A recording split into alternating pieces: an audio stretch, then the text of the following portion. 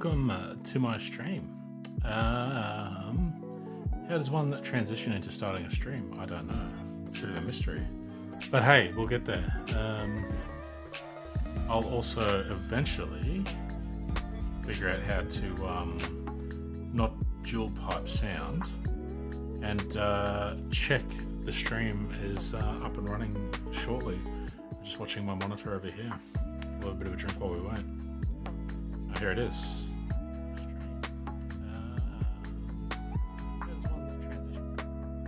It sounds a bit soft compared to my music. I had that is soft. How do I fix this? Maybe let's do that and let's see how that sounds. We should monitor. I've had to redo my sound settings, which kind of shits me. That sounds too aggressive now. See, that sounds better to me.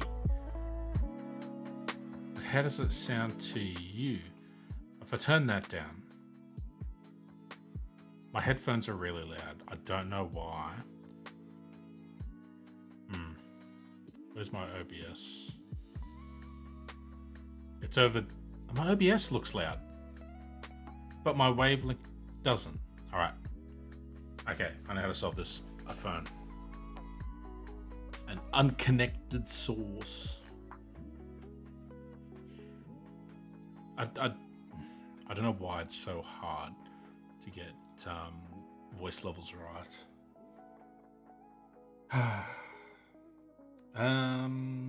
Wait, no, not Wave. YouTube.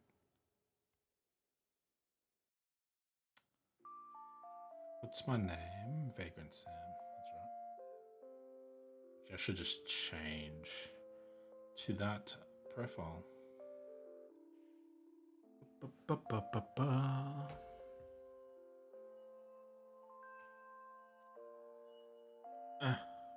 Can't get water open. Alright.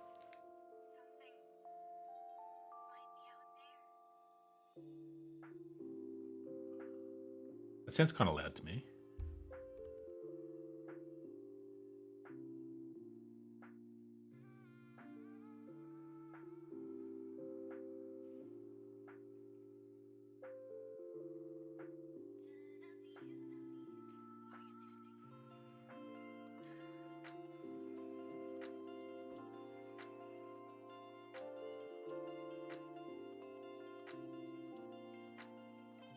See, now, when I compare that to another YouTube video, I sound soft. Not inaudible, but soft.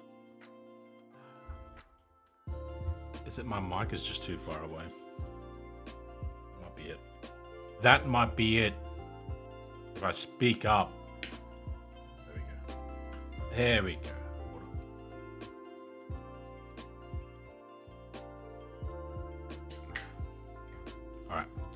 How do we do this? Yeah, see, that's it. It's the microphone. It's too far away. Well, does it really sound that bad if I do that? I know you're meant to have the microphone levels down. I know it. 50% gain. That's not horrible, right? Let's just go with that, I think. I'll just check. I'll just check the phone again. Watching right now. Shush. I want me. 50% gain. That's not hard. Okay, that's gonna have to do. Let's compromise. Let's go down to 3 of those. I need to crack out my Blue Yeti and just do another side-by-side comparison with the Elgato, because I'm not convinced the Elgato sounds better. The Elgato is definitely better for Twitch streams, like for gaming and stuff and mixing. Actually, it's pretty good for YouTube streams too. So, all right. So we'll put our sound levels over here. We'll put our OBS over there, and we're kind of streaming. Let's lower my in-ears down a little bit because I don't need to be hearing all that guff. How's everyone going? How is everyone going? I'm still annoyed. How do I get my microphone to be where I need it to be? See, the problem is I need my screen so close. There's no space for my microphone to reach over properly. Right.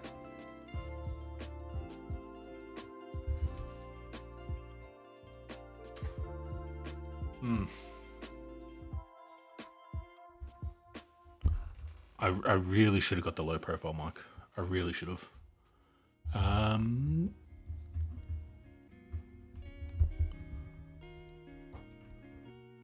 That might be alright actually. It's a bit in shot.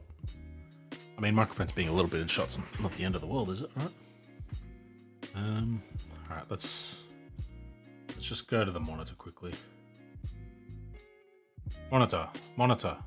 Wait, I turn my ear cans down. Alright, so my headset's at 50%. Right. Back to the phone. What I should be able to do is like eyeball it, but it looks low when I eyeball it. Like my voice is only peaking at like 50-60%.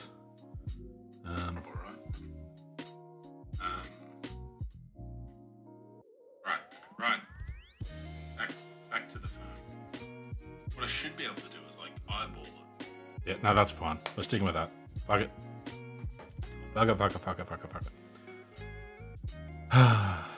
This is late enough in the stream and I'm unmonetized enough that I can swear on it. I'm pretty sure we should be okay.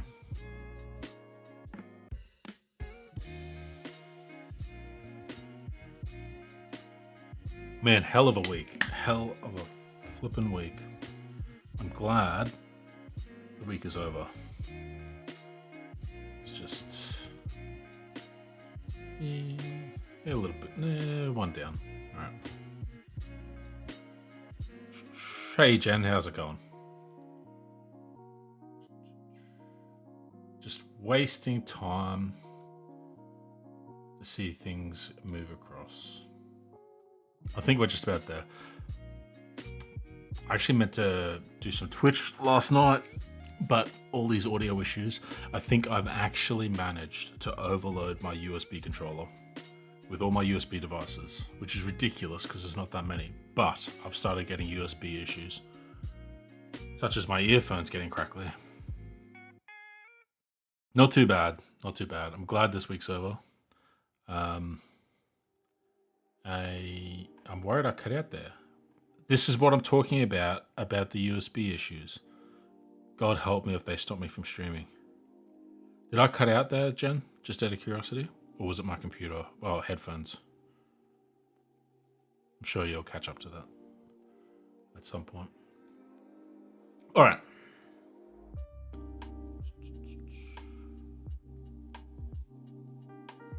So what was it? There was a... That's fine. All right, yeah, my headphones must have cut out. They just crackle occasionally, but they just went dead for like a nanosecond. So I was bored today. I'm bored a lot of days, but today I was bored, and I was going into the city. Oh my god, I just had a fucking boomer moment. I'm just typing into my tweet status instead of the search bar. Fuck me. I wanted to do something tonight, right? And so I was just dicking about on my phone when I was going for a bit of a walk this evening after work. And actually, I should do this on screen, shouldn't I? I'll show you what I did. I'll do it on my normal YouTube account so that it sort of captures the algorithm that I operate under. And there's nothing going to out me here. This is what I... welcome to my YouTube search. But what what was it? Shit, what did I type? Oh fuck. Oh wait, the woke left. It's right there. It's on my search history. And so what I'm trying to do, I'm trying to find the equivalent in the conservative reactionary community to what I consume sort of daily, like in terms of like channels that are sort of progressive, or to use the term that we've put into the search results, the woke side of it. So things like the Majority Report. I don't want to go through a list of all my YouTube channels and stuff that I watch. Like I want to find those communities. Who is the who's the Sam Cedar of the right? Because I know there's Steven Crowder, I know there's Ben Shapiro, I know there's like Dave Rubin and all that sort of stuff. But these are not individuals; these are media corporations, right? These are groups that are subsidiaries of like some larger organization that make media as a product. They're not people that operate as individuals like us. And I know there's a couple of people that I've come across that might fit that category. I think it was a couple of weeks ago I spoke to Javier on Atheist Edge. Was it Atheist Edge? Yeah, I forget which channel it was because I think it was Atheist Edge. But like I can't find them in the wild, so to speak. And so I wanted to try and find them in by just doing a YouTube search, like the way I found channels that I watch, or the people or the creators that I follow. And it struck me that if I, like for example, if I wanted to go Amazon unions, right? Caps lock, fantastic. Like Amazon unions, that's not a good example. I suppose news is always going to be at the top. But I guess like I know for a fact that there's a lot of individual content creators that do cover things like union workers. God, I hate that news has gotten onto, not news, but I hate that news channels are so high on the results. I feel like there should have been a cat video here somewhere. And maybe this is a good example of the way the algorithm sort of leads us where we want to go. Let's try.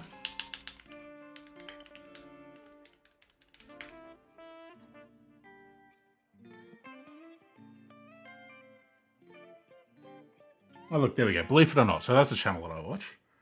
And that's the sort of channel that I'm talking about. I'm trying to find these ideological sort of opposites. I'm trying to break out of the echo chamber, so to speak. At least that's what I was sort of trying to do, I guess. I don't know whether or not the woke left is a loaded term that's going to just find my own people. Spoiler, I guess it doesn't. But we're getting a few more. Fresh and fit. Let's go. So this is what I'm trying to find. This sort of stuff here, like Fresh and Fit. I'm aware of Fresh and Fit. Like they're a sort of masculinity focused channel for young men. Jordan Peterson, fucking hell, you're never far, are you? Never far. So anyway, that's what I was doing, and I came across Liberal Hive Mind. Right. Now this is a channel I've never heard. Wait, what? Helps if I spell. I'm blind. I can't see my keys. That's what. Liberal Hive Mind. Here we go. Relatively recently, they've crossed 1 million subscribers. How do I know that? Because I checked their Twitter page as well. Liberal Hive Mind. If we add Twitter to this Google search, that'll help.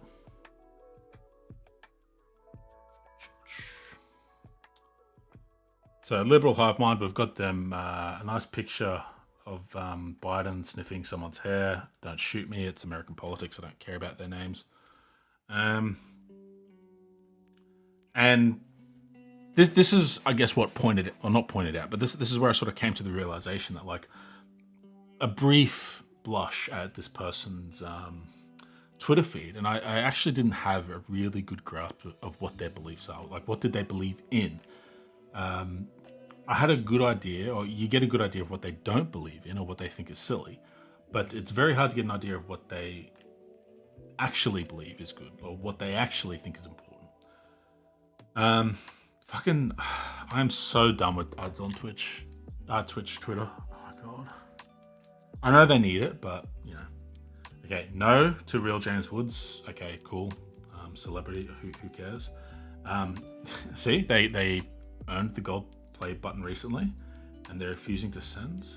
I'm not reading that. I don't care. Plenty of channels don't get play buttons sent to them in timely fashions or whatever, so who cares? Is this who to follow? Not an incel, I don't think. I actually don't know. I don't know, and that's what I wanted to find out. And I thought I'll try and do this on stream because their videos that they post on their YouTube channel as well were quite interesting. And I thought, you know, let's go and see what some of this is. I feel like I always get a good idea of an account when I see the who to follow. So based on me being on this page, who does Twitter think I would like to follow? And Carl Rittenhouse, fantastic. How many followers does my boy have? 500,000. Fuck me. All for shooting some people. Why the fuck is the teachers union which in Ukraine? Okay, so they're talking about Ukraine and Russia. It's a complex situation with a lot of moving parts. It's very difficult to have a position on Ukraine without having a lot of specialist knowledge. So I'm not going to say they're right or wrong here, but okay. So one of their high priorities is Ukraine. I'm not sure what their priority is here, but hey, that's fine. They hate commies. All right. So again, this is what they hate. Trying to find out what they believe in. What do they like? What makes their heart tick? You know, what gets them up in the morning? Imagine if someone did this to a George Floyd mural, right? Or imagine if Ashley Babbitt was a black left-wing activist. All right, so someone's trashing a what was it? This was a birthday thing, wasn't it? Ashley Babbitt's birthday monument that was set up outside of the Capitol. Right, okay, you know, bad behavior. It happens.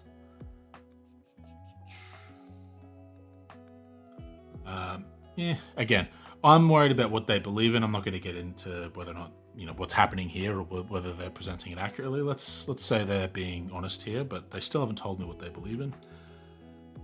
October 13th, CPI reading will be bad. Inflation is not over. Okay, so we've got some finance. The economy will not boom until the Fed flips. On dollar cost averaging in physical gold and gold ETF. Start of November, we'll see. We'll slowly start buying stocks at 3,300 S&P. Your plan. All right, so giving me prepper vibes. Financial crash, so he's getting gold. Like I've seen preppers. That's something they do. I pulled 75% of my portfolio out of the markets early 2021. Been sitting on cash for a long time. People told me I was crazy. Inflation would eat up my money. Those people's portfolios are down 40% at the moment. I think your money would be down close to 20%, maybe 15%. Like at inflation for 2 years, like it's not like you're doing great anyway. Fine. You might be doing better. So he's a finance bro. Okay. No cryptids. No crypto yet. Leftoids definitely would have been on Hitler's side. Oh shit. Godwin's Law. Didn't take us long, did it? They aren't the moral superstars they pretend to be. Now, I will draw your attention to there is no reference here to what apparent issue with the left he is having a go at here. So I can't respond to this meaningfully. I could make some assumptions and I could say, well, what are you worried about? Like, but then they can just always backtrack from that and move the goalpost. So yeah, I can't do anything with that. October the 11th, that's 3 days ago. Retweet. Scientists discover a technology that turns plants into delicious meat without any factory synthetic chemicals or seed oils. That's an interesting retweet. Well, that's a Scottish coup, I believe. Turns plants into delicious meat. Is this a joke? And it's okay. Okay. The joke is cows turn plant into meat because they eat it. Health and vitality, steak. Yeah, okay. So it's a pro-meat position. Okay. Not enough there for me to make any conclusions, but that's kind of bro culture, right? That's, men eat steak. Oh. The bombing in Kiev is sad, but this is exactly why RBN been begging for the West to seek peace deals and agreements. Liberals now acting shocked that Russia is finally taking this conflict seriously. This is a retweet. Oh, Revolutionary Blackout Network. I've seen them talk to Vosh, and they are just batshit crazy. And like, I don't mean that in like a derogatory way. I mean that in like they have really, really bad views. But they present themselves, to my knowledge, as on the left. So it's interesting that liberal hive minds retweeting them.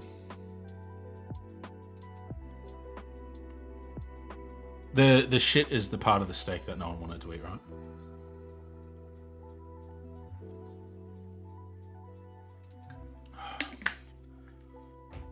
It's such a bad joke. Like, it's such a bad joke. This is not a tech. Anyway, whatever. But yeah, that's an interesting retweet.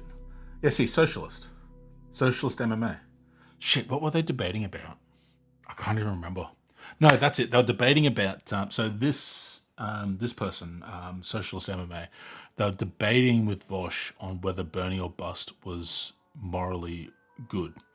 And they're of the position that there was no point voting for progressive candidates because progressive candidates weren't progressive enough. And so, like, you'd lose your leverage by voting for someone if you voted for, say, Biden and they didn't make weed legal, was one of their contentious points, which is funny now because Biden's, since then has sought to, have an amnesty on like offenses against marijuana federally. But their position, which is incoherent, is that like there's no point voting if you're progressive unless there's a progressive candidate, compared to voting for the more progressive candidate. Like they unironically felt there was no difference morally between voting for Trump or voting for Biden, so there was no point voting, which is just fucking ridiculous. Absolutely clown behavior. They keep tweeting these videos that egg on the war to continue. Okay, I saw this on TikTok, so it's nice to see it makes it to Twitter a week later. So it seems that I'm going to get the vibe that they think that Ukraine should surrender to stop the war. And it's purely based on the fact that there's a defensive position that Ukraine has taken and that some people take in supporting Ukraine. And that it's their fault the war is continuing, as opposed to it being the occupation of Russian forces in Ukraine territory that is perpetuating the war. It's a weird take, really, really weird take. Like I said, it's a complicated situation, which I don't have anywhere near the international political savvy to sort of go any deeper on. Then I don't think it's a bad thing to defend your country. All right, but Ukraine again. I'm getting really sick and tired of the Ukraine situation. Let these regions vote on whether. Elon Musk take. Well done. Daddy Musk. Is he a Musk boy? He's going to be a Musk boy, isn't he? There's a reason why you can't just vote on whether or not a country wants to join Russia. And that's because there were votes, but they were like fucked up, I'm pretty sure. Like, because Russia has been... Anyway, it's complicated. I think it's silly to let like parts of a country vote on whether or not they stay part of that country, but whatever. Kanye. Yay! Having a normal one this week. So obviously Kanye did the DEFCON 3 tweet and Instagram. Was it a tweet? I know it was on Instagram, but it might have been on Twitter too. But the DEFCON, he's gone DEFCON 3 on Jews. But we know that Kanye is, bipolar, so he does have, mental health issues. But here's an interesting one. Has a doctor or... Right. I'm going to call them conservatives. I'm going to presume that anyone this account retweets is a conservative. I know that's a bias, but I'm going to wear that bias, and correct me if I'm wrong, but I'm going to assume this is a bias. This is libtard. Yeah, okay, conservative. Libtards, get the fuck off our platform. The election was stolen. 546 followers. It's got less followers than me. Fuck me. Reddit and Twitter lefties calling Kanye mentally ill. So the implication being here that because liberal-leaning people are more likely to have had a doctor or healthcare provider tell them that they have a mental health condition, right? So we've got a citation here, and again, we're going to take this as read, right? So even if their data is correct, they still manage to take the wrong or incorrect assumption with the data. So they're basically saying because more people that are liberal have had a positive diagnosis of mental health, a mental health condition, therefore they are more mentally ill than, say, conservatives or moderates. And there's a slight trend down for the conservatives here. What would be a potential reason why liberal people would be more likely to have a mental health condition diagnosed? Arguably, it would be because they're more likely to accept that mental health is health and that they would seek diagnosis. And so we can't actually take this as a dunk on leftists or leftoids or liberals or whatever they want to say, because the fact that they would seek a diagnosis would mean that they would have a higher reported number of mental health conditions, because they actually care about mental health and see it as an important part of their life. Hey Dane, how's it going? 45%, let's go. Remembering that, I'm pretty sure stress is considered a mental health condition, right? It's a illness of having poor mental health, right? Anyway, so yeah, I'd accept that and go, yeah, fuck yeah, we get diagnosed. What are you talking about? It's like how there's more gay people because we're more accepting of gay people. It's like there's more mentally ill people because we're more normalizing of mental illness. Poor John McCain, he would have loved to have been around. Okay, more Ukraine stuff. Let's go. Holding a candle for Trump. He's sharp. Joe Biden literally can't speak. Now, I have seen, and this is a fact, I have seen transcripts of Donald Trump's ramblings, and they're incoherent. You literally, it's pareidolia when you listen to Donald Trump, right? You literally see things in it based on your own biases, and that's what you walk away from, any of his speeches with, is a pareidolic message that speaks to you. It's kind of like when you listen to a preacher, you'll hear the things that relate to you and you'll grab onto that. So, what's this? Oh, it's a talk about nuclear war. All right, come on, Trump. But it would be much easier. We need more sound on that, don't we?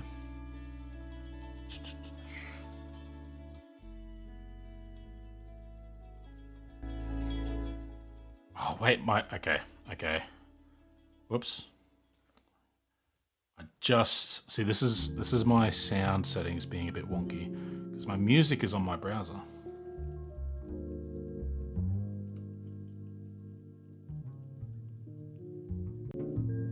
That goes onto music. There we go. And then we can turn the browser up. All right, let's try that. Easier for me to be so tough, but it would be much easier for me to be so tough. The tougher I am on Russia, the better. But you know what? I want to do the right thing for the American people. And to be honest, secondarily, I want to do the right thing for the world. If Russia and the United States actually got together and got along, and don't forget, we're a very powerful nuclear country, and so are they. There's no upside. We're a very powerful nuclear country, and so are they. I've been briefed, and I can tell you one thing about a briefing. that we're allowed to say because anybody that ever read the most basic book can say it. Nuclear holocaust would be like no other. That's They're a sharp. very powerful nuclear country. Nuclear and holocaust so is are we. bad. If we have a good relationship with Genius. Russia, believe me, that's a good thing, not a bad. So when you say But it would be much easier. Sharp. Sharp as a fucking tack. Like, holy shit. What a president. He recognized accurately that nuclear war is bad. It's amazing. It's as if there's been no recognition by the current government of America that escalating tensions with Russia by being directly involved in a conflict is a bad thing. Like it's like that hasn't even fucking happened. Amazing. Fucking amazing. Hey Gary, how's it going? Oh my god.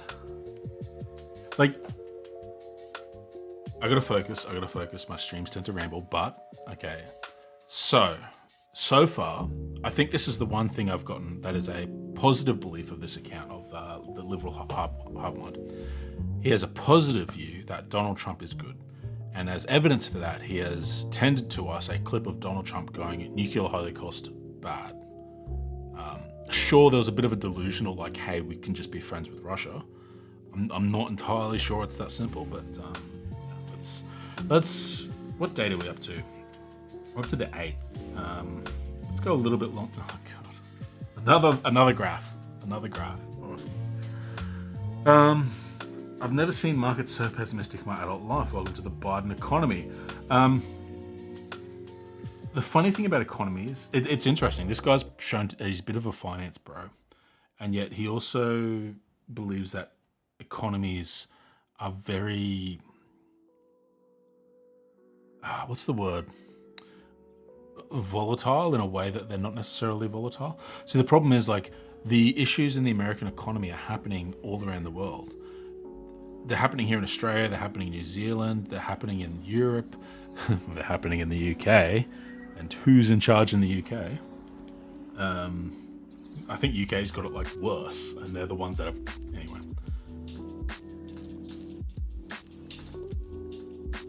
A weekly midnight shop. Is it at... Wait, what are they called now? Shit.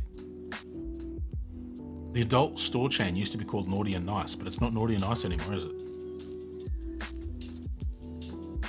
I don't have a relevant sponsor like Adam and Eve. Daddy issues on the rise. Young men and women who identify as liberal. So women being liberal is a sign of daddy issues. Wait.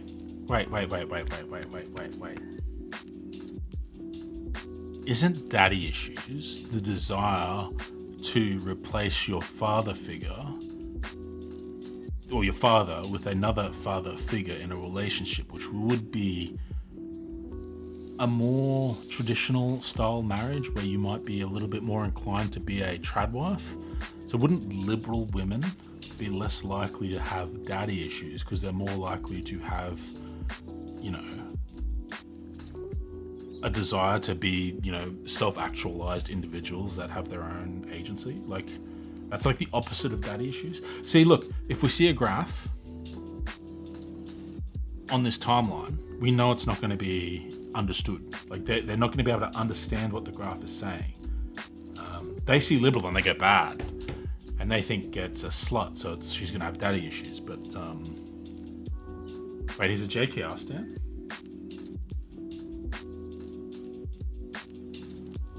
Have I missed a JK Rowling tweet? What is this? Is this one of your videos? I'm not clicking on a YouTube video until we get to those videos. Rooftop Koreans? I don't understand that. I don't. It's crazy how hard leftards are trying to use the Hurricane Ian as a political weapon. Psychopaths.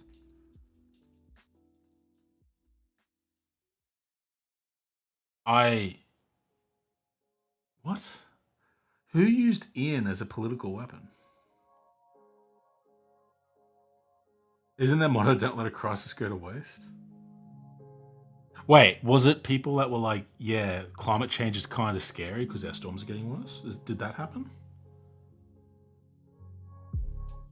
Like, I know that's a fact. I know that, like, you know, there are, like, commissioners in the emergency services in Australia who have written reports for years, warning of the intensifying nature of severe weather seasons because of climate change.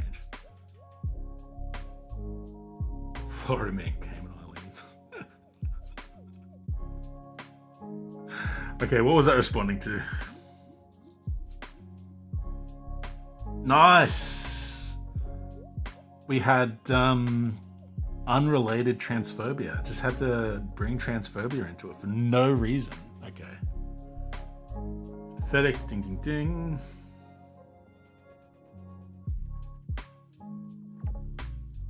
So again, we've got a critique of the left without an example of the left doing the thing they're critiquing. Now, it's possible it happens somewhere, but why not show me? Like, if I make fun of someone on the right for being a fuckwit, I bring receipts. It's basic.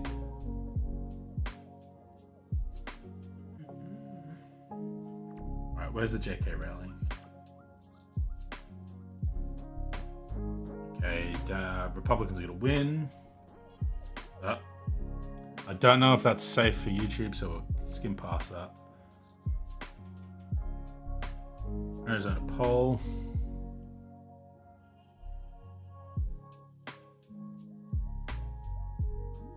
Here. God. Oh, the LGB Alliance. Fuck me. He's retweeting JK, who's retweeting the LGB Alliance.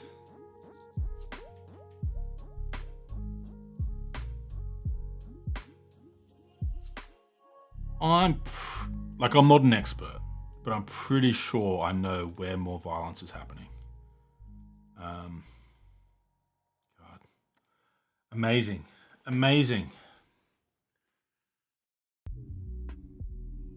Okay, so he's against reparations. Against medical science. Fuck me, I feel sorry for Fauci. Like, he's never going to be able to live a normal life ever again. A Karen. Oh, wait, no. This was about the motherfucking refugees. Were they refugees or immigrants? I think they were refugees, weren't they? Like, they were waiting to see... Like, they were waiting for their court date to apply for refugee status. And that motherfucker in... was it Florida or Texas? I forget who it was. Flew them to fucking Martha's Vineyard and dumped them in front of Kamala's house and just left them there with no services, hadn't fed them all day. Like, why retweet this? Why retweet this? To the people who find themselves, these wonderful people who find themselves plane wrecked on our island, I have a message for all of them. You are not alone. We have your backs. We are proud to be here for you. And we've got you. Okay, for starters, it's a very small clip of the speech that she gave at the news conference. And yeah, Martha's Vineyard people, who do tend towards being more liberal, actually helped those people find services, shelter, and food. Like, what? What? Why? This is not an ode. Like, what? Like, you're asking me to look at this and to go, that's a Karen, making it about herself when she is going, no, you poor suffering people who have been used as political pawns by, is it Greg Abbott? Whoever the fuck, like whoever it was down south, who sent them to Martha's Vineyard. You've been used as less than human. You've been used as a political pawn.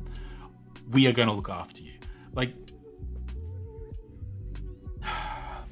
I would really like to just talk face to face with someone who is on the opposite side of the aisle and get them to explain to me how this is a bad thing, what she did, what she said there. Because to me, it's a human thing. It's a act of compassion and empathy and kindness.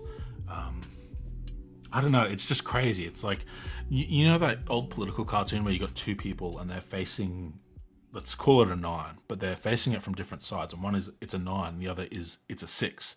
And it is just about perspective. But this is, I don't see how this is about perspective. I don't see how this can be a 9 or a 6. It is just an act of kindness. And yet, I'm being told by the opposition that this is a Karen being selfish and making this event about herself. Like, it just, I just can't. Like, I have a lot of principle of charity for people that disagree with me, and it's just frustrating when it comes to these levels of disagreement politically, that it just seems to be impossible to like have those rational discussions. Yeah, legal asylum seekers. Like, don't forget. Like, every person who talks about them on the right will refer to them as illegal immigrants when they legally followed the legal procedure to legally cross the border and legally declare their intent to claim asylum status at their first port of entry, or like, isn't it even like police, like precinct? Like, it's not just at the border; it's like at a government, specified government location that they claim asylum. And on top of that, a lot of them actually had court dates. Like, it's just ridiculous. And yet Fox News, the entire time they spoke about this, they said illegal immigrants, illegal immigrants, illegal. They're not fucking illegal.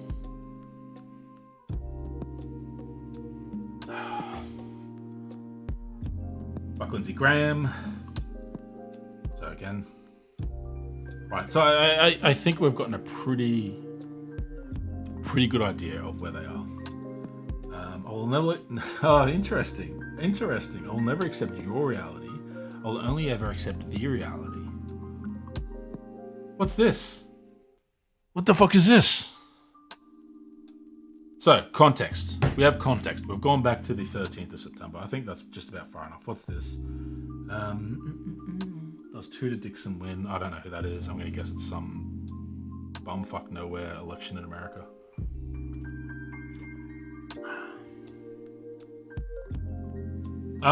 He didn't like the Royals. Nice. Actually, that was funny. I actually thoroughly enjoyed how much, would the term be cocksucking, that a lot of Conservatives did of the royal family when the Queen did pass away, and how much they wanted to raise up the British Empire for their civilizing impact on the world. It was chef's kiss that these freedom-loving Americans were so quick to suck royal cock. Figuratively, of course.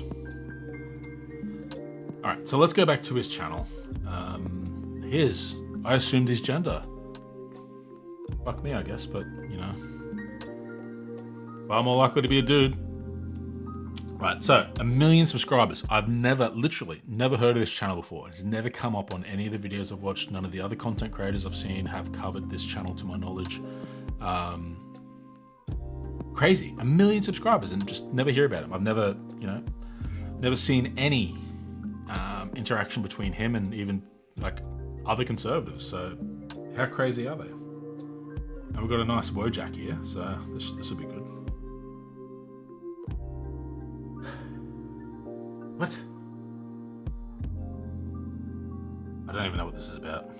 Let's try and pick something juicy. Let's try and pick something, I don't know who that is. See, this is going to be the problem. There's going to be a lot of, like, American stuff. Joe Rogan shuts down leftist Hollywood clown. Joe Rogan rarely has the intellectual capacity to shut anyone down. Epic viral moment. This reads like, have you seen those 5-minute craft videos? Where they're like, epic life hacks, save you time, viral crafts, let's go. Like, it sounds like this. How old is the channel? That's a good idea. That's a good question.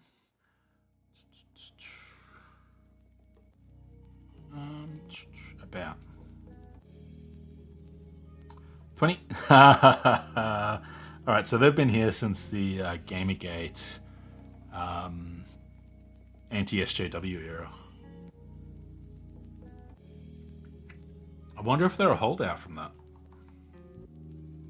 Let's go to... Actually, let's go oldest. They delete their videos? Or delist their videos? What cowards?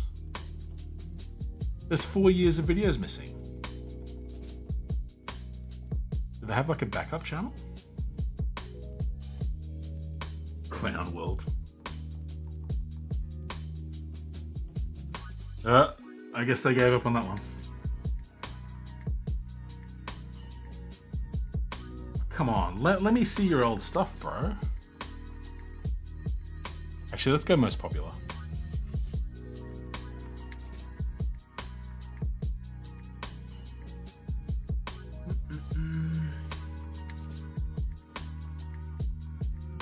CNN slams Biden. Antifa fired from jobs. Rogan fights back. Okay, nah, let's do stuff that's more relevant. I mean, more new. Come on, Rogan. Rogan shuts them down. Hey guys, welcome to the Liberal Hive. Give me some volume there. A channel solely focused on exposing the abundant hypocrisy of the left. You know, mostly as an individual, if you rise to incredible wealth, fame, success, for the most part, you're probably somebody who's quite impressive. For the most part. Like Elon Musk, for instance, he's in the news all the time. The guy is a genius. He's a special mind, a special individual. Wait. Is he being sarcastic? He might be being sarcastic. Oh, hang on. Most people within the tech world, on Elon Musk's level or even lower, are incredibly intelligent, passionate, strong-minded, impressive He's being serious. people. But then on the other side, especially in the world of entertainment, the same standard does not apply. I mean, sometimes it does, but for the most part, nope. Especially in the world of... Sorry, Elon Musk just signed a contract to buy Twitter. Decided he didn't want to buy Twitter anymore, so tried to get out of the contract by doing stupid shit to make the contract invalid. Then realized that, hey, actually, if I make the contract invalid by, breaking the terms after I've waived my right to fiduciary duty or whatever it was, then get taken to court or threatened to be taken to court by Twitter to finalize the sale because he had already waived his I forget the name of it. He waived his cooling off period or whatever. And then when he's getting ready to go to court, finding out that there's almost no chance he's going to win, so he decides to go, oh, fuck, I'll just buy it. Like, that's not a smart man. Elon Musk is not a smart man. Tabloid media. And man, did we get a great example of that. Joe Rogan the other day had the founder of Rolling Stone magazine on this his meme is podcast. irrelevant. Not exactly sure what this guy's name is. Maybe I can find it. Give me a second. Rolling Stone founder Jan Wenner. And man, does it paint that contrast between an incredible company founder and visionary like Elon Musk and a dim-witted, celebrity culture-obsessed Hollywood loser like Jan Weber, who's essentially a glorified Perez Hilton. You know, somebody who's probably successful, net worth in the hundreds of millions, but within the realm of philosophy, thought, and politics, frankly doesn't know his behind from his elbow. To keep the show PG-13, that's what we'll say. And so I guess the point that I'm getting at is, can these people just stop? Like, we get you have an inflated ego, but can you just shut up already and stop lecturing us on how the video should be ran? Maybe do a little bit of research, get out of Hollywood for maybe 5 seconds and have your ideas challenged, develop your ideas with a little bit of counterbalancing, develop some basic critical thought before you come out in front of millions of people and try to lecture us with your absolutely half-baked, half-witted remarks. Oh man, what an embarrassing moment for the Hollywood left on Joe Rogan's podcast the other day. Let me show you guys exactly what happened in this massively viral video. We've got some stuff to get into, so let's roll the tape. All right, folks, you know when we're referring to leftists as NPCs? Well, this is kind of what we mean. Take a look at this. To regulate the internet? Absolutely. You trust the people that got us into the Iraq war under false pretenses to regulate the internet? Do you think that makes any sense? Well, wait a minute. I would not. The people who got us into the Iraq war It's the government. was the politicians. It's the government. In the end, yes, it's the government. But who else is going to regulate? But if they're going to Joe? be in power and they're regulating the internet, they're going to regulate the internet in a way that suits their best interests. No, The same way they do with the banking industry, the same way they do with the environment, the same way they do with energy, the same way they do with everything. No, What represents their interests? There's so much. You're talking about so much money involved in disseminating information in a And very the richest particular companies way. in the world right now are the internet companies. Are rich beyond belief. Yeah, it's fat, but it's a disruptive thing that has never existed before. I think it exists, and I think where we're. Fuck me. So okay, the shit will drop and it will become viral, and I'll know what they're talking about shortly. So for now, it's like this is supposed to be a channel that's focused on proving that leftists are NPCs and we're clowns. We don't know what we're talking about. The problem is so far, yes, the government is shit. Yes, governments have lots of systemic issues because their interests are aligned with things that are not representative of the people they represent, even in democracies. So, like, we are not yet showing the inconsistency of the left. Where we're at is where we're at. I think we need to move forward collectively as a country with an ethic that respects truth and that it appreciates opinions and reality. Is it going to be capitalists that do this? An understanding of Is things that what the that's outcome's going to not be? necessarily possible with corporate interests involved in the dissemination of information. No, it's But against there's no corporate way to interests. do that except through the government. There's no way you can do that except through the government. Why is that? Human nature is not going to change. But the government's not going to change either. But the government is capable of change. Okay, look, the government regulates. Oh my god, I've got a knob, right? Don't laugh. But like I've set the knob that when I tap the knob, it plays and pauses my YouTube. So I instinctively will do it to play and pause music. And when I'm streaming it, like, it's unpredictable. I think it will. I don't know why it does it. Anyway, so Joe Rogan just said something really stupid. That's not going to change either. But they can do that except through the government. Why is that? Human nature is not going to change. But the government's not going to change either. But the government is. How many governments? How many governments exist? And I don't just mean like how many prime ministers in Australia or how many presidents in America. What I literally mean is how many times has the form of governing in society changed since humans have existed? I would argue that governments do change, and they change quite rapidly. Ask people at the moment in the UK, do governments change? They change, and they can rapidly affect and impact the quality of life that people have and the ability with which people can access, basic needs and requirements. And we can even look at how that changes how we access even, things like communication. Australia, we've got really shitty laws when it comes to protecting things like the press and, freedom of speech. And particularly in compared to America. So it's a lot easier for frivolous lawsuits by, fucking rich assholes to bring down on people that are trying to hold them accountable for shitty behavior. And that's something the government can change. Like, it's not actually outside of the realms of possibility. So I actually think that's really a silly point there that is just wrong. It's just wrong. How much has American politics changed over the last 10 years?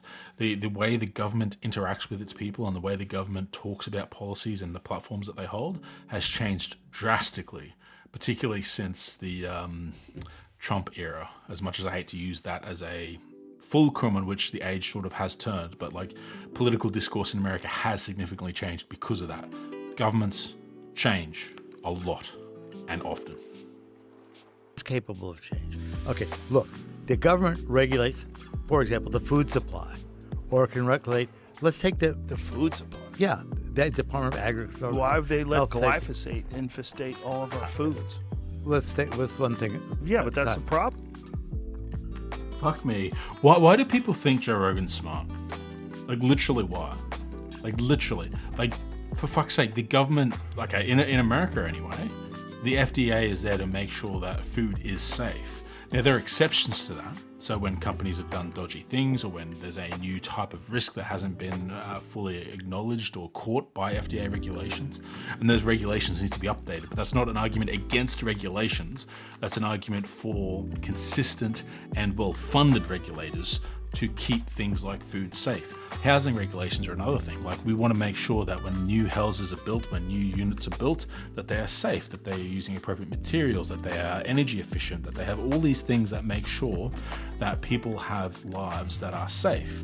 Why are cars regulated? Why are there crumple zones in cars? Why are there speed limits? Like, regulations impact so much of our lives, and that we are lucky that so many of them came into place before we had the Joe Rogan podcast. Otherwise, we'd be asking questions like, well, what do we really need about seatbelts? Like, it restricts the blood flow between one half of your body and the other half. And I just don't think the science is there yet to support like, these are the ridiculous things that just asking questions gets us when you've got no context or no knowledge or no expertise in a fucking area to even be able to ask the intelligent questions. And yet when he comes up with these sort of issues he has with an answer that a guest's giving. He comes at it from ignorance. So like when someone says to him, the government can regulate things and keep us safe, he'll say, but here's an exception, without understanding in his own fucking monkey brain that that is an exception, not the rule. Problem. That's the I government agree. regulating. Well, then we better get better politicians in them to appoint better people. I mean, it's not, again, don't let the perfect be the enemy of the good. Right. Okay, so let's take the Sorry, Mike. SEC or take the Food and Drug Administration, which regulates big pharma. On the one hand, we've got a very safe supply of drugs.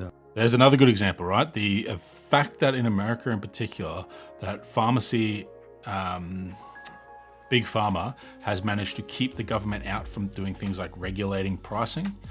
It means that you basically die or you go to bankruptcy in America if you have, particular medical conditions.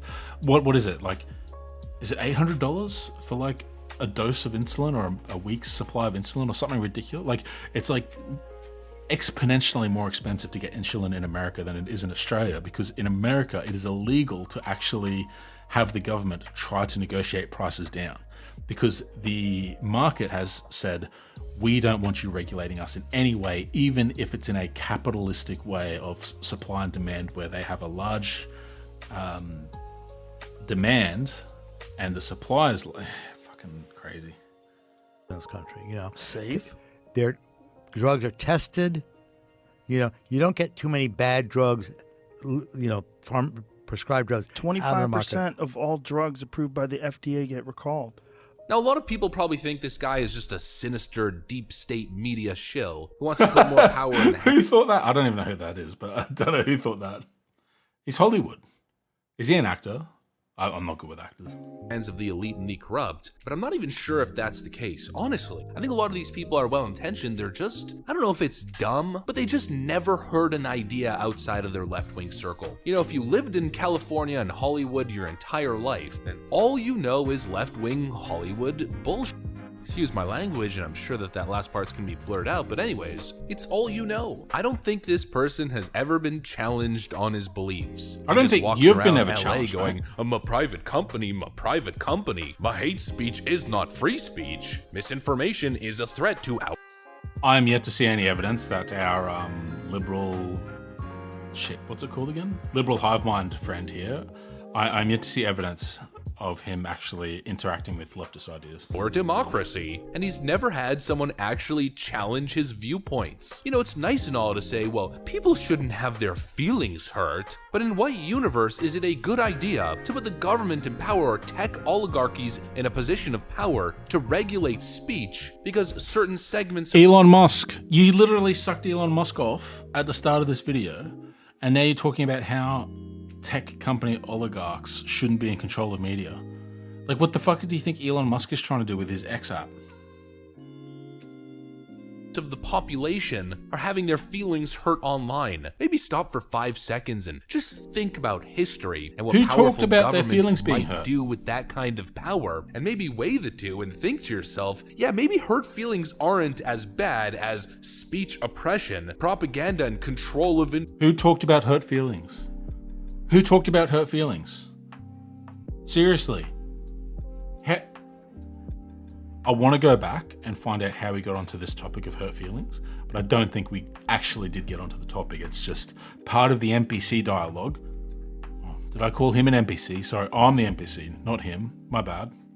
information from the top down. Maybe. It's kind of like how a lot of people are currently realizing that maybe mean tweets from Donald Trump wasn't really a big deal after all. These Twitter liberal cultist types are like actual NPCs. Whatever the TV box tells them, they go with. Technically, you Whatever in they there. see as the generic talking point or narrative that's being pushed by algorithms is what inserts their brains, no questions asked, and they regurgitate the point. That's the point that I was making earlier with the whole my hate speech isn't free speech and my private company thing. These people haven't had a second to think.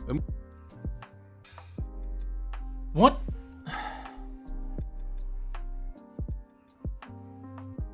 What video did we watch? Did I have a stroke? And like they were talking about like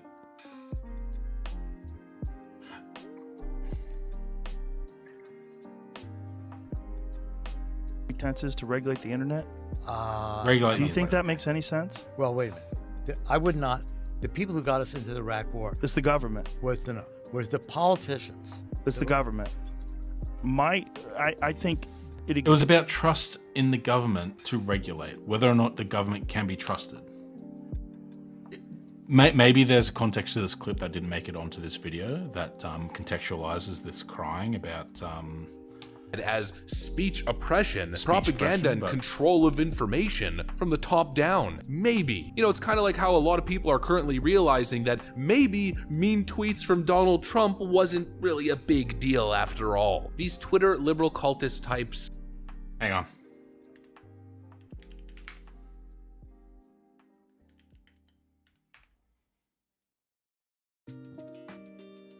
Maybe spreading conspiratorial beliefs about democracy being destroyed and needing to fight to keep your democracy on a platform to millions of people can cause actual real world harm, and we should maybe not let that speech be completely unchecked by things like Twitter moderating their content to prevent people from attacking a capital of maybe the United States. Are like actual NPCs. Whatever the TV box tells them, they go with. Whatever they see as the generic talking. Is he a boomer? Is he a boomer? Is he a boomer? Are you a boomer, mate? The TV box. Leftists are mostly young, and they're mostly on TikTok, my friend. Point or narrative that's being pushed by algorithms is what inserts their brains, no questions asked, and they regurgitate the point. That's the point that I was making earlier with the whole my hate speech isn't free speech and my private company thing. These people haven't had a second to think. And we see it over and over again with the left. You know, it's that meme that Elon Musk posted and everyone went crazy on Twitter a couple months ago. The whole NPC I support the current thing meme. It seems as though the globalists are trying to get us into World War III, and without even questioning, people put you. Is he a Nazi? Is he a Nazi? Did I find a 1 million subscriber Nazi? Just in case you're not as deeply internet law ridden as my broken brain is, globalist is often a dog whistle for Jewishness. Like the globalist elite is made up of a cabal of Jews. Like, who was it? Shit. Who was that dumbass Democrat that just came out? Like, she just left the left this week. Tulsi Gabbard? Is it Tulsi Gabbard? And like her tweet is like the elitist cabal, which to me is like, holy shit, like, isn't cabal like a Hebrew word?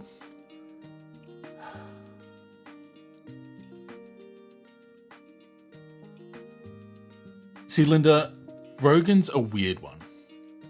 Like, Rogan is not evil. Like, evil's the wrong word. Like, Rogan is not out to do maliciousness. Rogan's a useful idiot. And he thinks that when he sees an issue, and there are two sides to that issue, he thinks that the rational way to approach that issue is to look left, look right, divide it by two, and basically sit right down in the middle.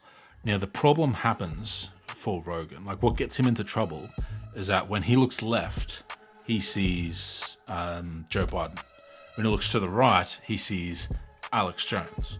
And when he stops in the middle, he ends up in front of Jordan Peterson.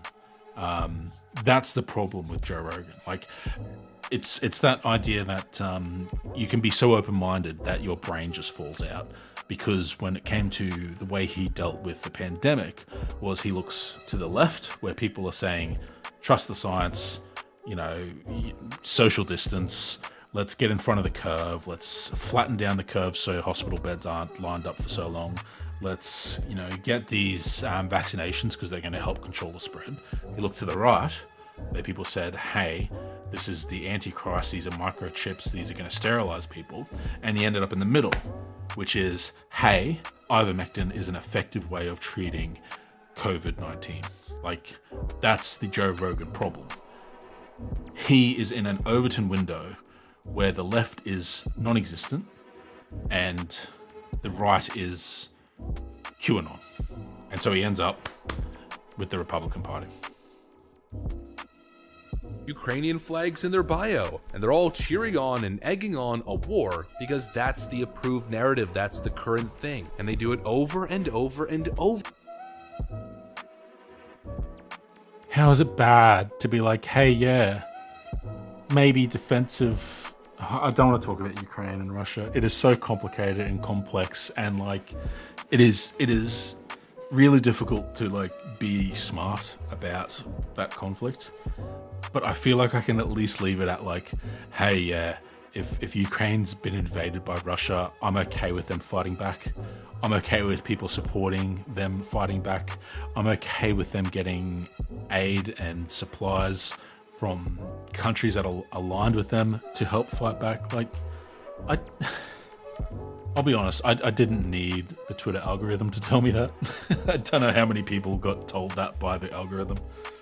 Over again during the pandemic. I don't want to get into too much detail here because, of course, it's just the way that it is. I got to be careful with the stuff that I say in relation to this topic, but every single narrative, if the news media said something, they all pushed it as if it was fact and science. We're the party of science. We follow and The biggest media platforms in the world actually agree with him.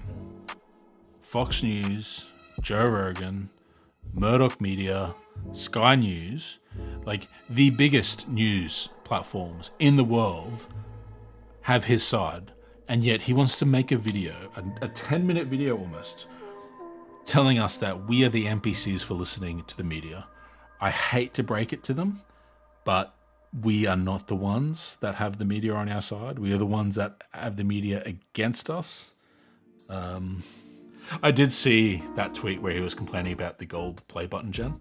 I couldn't be bothered reading it because it was too small for me because it was such a shitty crop job, but hey. trust the science, but really, they're just following the approved narrative that the media is pushing. That's all it Approved ever was. narrative? Approved by who? Changed, of course, No, over time. serious question. Who approved the narrative? Right? If it is the approved narrative, who approved it? And then once we've answered that question, let's go dot points. What is the narrative? Because I guarantee you, as soon as you get a list of 3 or more things that are the approved narrative, I'll be able to find you a bunch of people on my own fucking friends list where there are disagreements on where certain things in that list should be prioritized or not prioritized, and you'll start to find a massive amount of fucking splintification, is that a word? When it comes to the approved narrative that people believe in. But they don't want to hear that. But did they ever correct themselves? No, of course not. Clearly, they're not the party of science, they're the party of narratives. They're the party of whatever the TV box tells them. Whatever CIA Anderson Cooper says must be correct. I mean, that's the approved narrative. And they all regurgitate it over and over again. Kyle Rittenhouse is a domestic terrorist white nationalist militia member who shot 2 black people. True. What? Each and every... Those things are true. Those things are true. Terrorist white nationalist militia member who shot 2 black people. What? Britain's party of whatever the TV box tells them. No, that's true. Whatever CIA Anderson Cooper says must be correct. I mean, that's the approved narrative. And they all regurgitate it over and over again. Kyle Rittenhouse is a domestic terrorist white nationalist militia member who shot 2... Yes. Okay. The domestic terrorist, okay. I'll give you that one. But the other 2... militia member, he assembled to defend in response to a community need. Isn't that what a militia does? What was the other one? Over and over again. Kyle Rittenhouse is a domestic terrorist white nationalist militia member. White nationalist, there was photos of him with white nationalists. I'm pretty sure he was doing the symbol too. Who shot 2 black people. And yes, he shot 2 black people. Each and every single... That's literally true. That is, I'll take a gimme on the domestic terrorist. I'm pretty sure the people he shot at felt pretty terrified, but hey, let's protect the meaning there. But 3 out of 4, I feel like it proves my point more than their point, but they're saying it as if it's not true. Crazy. Single time, from Russiagate to Black Lives Matter, the police brutality narrative, the Kenosha narrative, the pandemic, it goes... The police brutality narrative. Oh my God. That hurts so much because, like, again, there's that video going around this week of the kid that was eating fucking a burger where the police came up, opened his door without identifying themselves, And when the kid freaked out and started to reverse, the cop shot the kid, who is, from what I last heard, and I haven't looked this up in the last 24 hours, but like the kid was in critical condition. And it was all because the cop was like, that car is the same color as the other car I was chasing the other day. It must be the same person. And so he went in there with fucking 100% threat level going, shit, I'm going to die if I don't shoot this kid. But yeah, no, police brutality goes on and on and on. I mean, people on Twitter are still calling people that they disagree with Russian bots. I've been called a Russian bot. Yes, I'm a Russian bot. You got it out of your mind, wacko leftist. Oh, this person disagrees with me. You must be a Russian bot. You've just spent the whole video saying that people that disagree with you are fucking NPCs. Fuck off. How can you be so deluded? The simple fact of the matter, at the end of the day, it's sanctimonious people who have never had any of their ideas challenged. They have an overly simplistic, ahistoric view on the world that completely neglects human history, the human element entirely. Oh, we should have world peace. Well, how do we get there? Oh, we should not. Wait. He was criticizing them for wanting World War III, and now he's criticizing them for wanting world peace. 10 minutes and he can't keep his narrative straight. Not have hate speech. Oh, well, how do we get there? Oh, well, government and Mark Zuckerberg should censor bad words. People shouldn't be hungry. How do we get there? How do we afford that? Everybody should have a home. In fact, everybody should have a giant mansion. Well, how are we going to do that? I've never seen anyone say everyone should have a giant mansion. Sorry. Have we gotten this far down the fucking rabbit hole where having food and having shelter for people is considered ridiculous? Mark Zuckerberg should censor bad words. People shouldn't be hungry. How do we get there? How do we afford that? Everybody should. He laughed. He fucking laughed at the notion that people should have food. Are you fucking have serious? A home. In fact, everybody should have a giant mansion. Well, see, everybody should have a home is not ridiculous. So he needs to make shit up and claim that everyone wants people to have mansions. Which, show me the tweet. Show me the fucking tweet. Like, literally, show me the tweet. How are we going to do that? Who's going to build it? Who's going to pay for it? Don't need to build it. Don't need to pay for it. There's enough houses. They're just empty because people would rather have investments than have housing for their fellow people. It sounds nice on the surface, and it makes you feel all warm and fuzzy inside like you're such a good person. Because it makes you a good person to feed, clothe, and shelter people that are in need. That literally, the definition of a good person.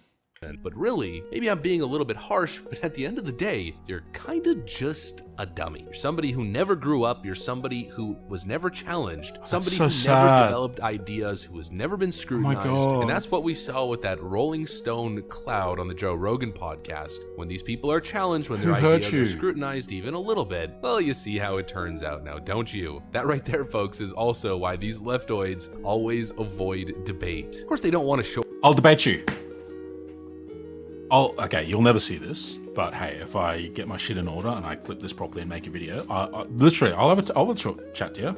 I'll talk to you about why housing shouldn't be laughed at as something ridiculous when it comes to providing that type of shelter for fellow people. Why we have the economic means and the productivity to actually provide food for the entire population, and why that you've so far in this video never provided any evidence to support the fact that you actually understand what a leftist perspective is on the world and the people in the world. I know it sounds silly. I'm a tiny account and you're just going to be giving me clout. That's fine. But hey, just to be clear, it's not that no one will debate you. I guarantee you fucking people like Vosh will debate you. And you just, if you're a million sub channel as a conservative creator and you're like, people won't debate me, you're lying. Like, that's a lie. Dennis Prager tells that lie, and Dennis Prager got absolutely demolished by shit, what's her name? I forget her name. I'm so bad with names. But like, yeah, the one time he talks to a fucking someone that's a leftist, and he just falls apart and keeps trying to make the topic about fucking trans people or something. Crazy. Go up to a debate. They don't want to have their worldview challenged. That's the leftoid kryptonite. They want to keep living in their own. Second last stream I did on YouTube was 2 hours talking to someone who challenged my viewpoint. little bubble where the world is simple, they're the smartest person in the world, and they're right about everything. The left's greatest enemy is the truth and reality, and that's just the simple fact of the matter. That is also what I got for you guys in this video. Hopefully you enjoyed it. If you did, make sure to leave a like and possibly subscribe to the channel. I'm gonna get back to work. Thanks for watching, friends, and I'll see you on the next one. I don't know why that came up with a fucking YouTube list. When I started at Bible college, one of the Josh. Oh, nice. Straight to leftist content after that video. The autoplay there for the win. Sorry, I was blind and I clicked on what I thought was an image link and it was an eBay link. That was not a that was not like an advert for that particular thing.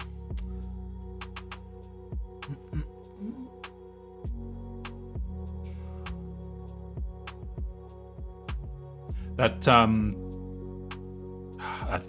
sad that that kid is still on life support, Jen. I was sort of optimistic that they wouldn't be on life support by now. The officer, you probably know this just as well as I do, but if anyone in the chat doesn't know this, so this story about the kid who got shot by police. So, you know, haha, police brutality doesn't exist. Let's see if we can find the story quickly.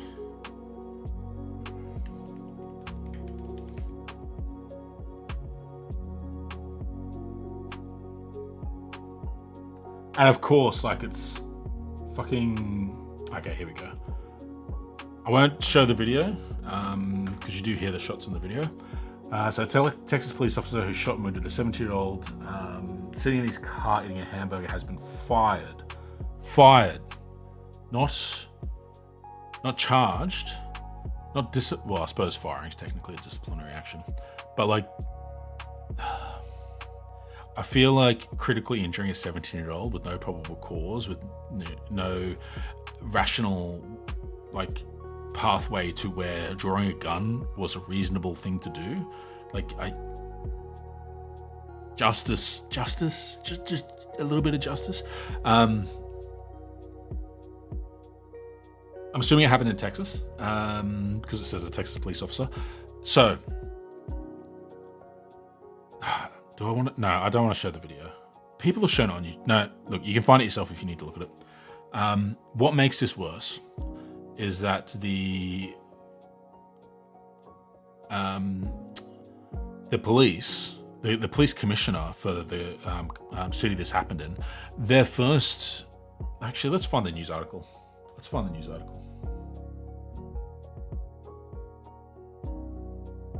They have charged him.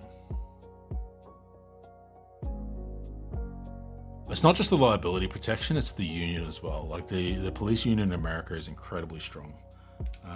Texas officer shoots teen. What a fucking sentence. Like, fuck me.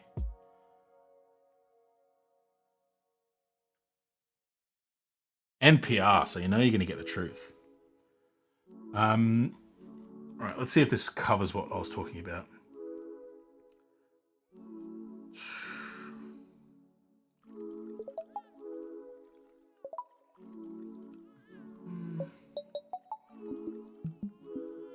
So the way, and it's possible that the news has changed in the way they report it, but the early reports were that the police officer was struck by the car and he shot in response to being struck by the car.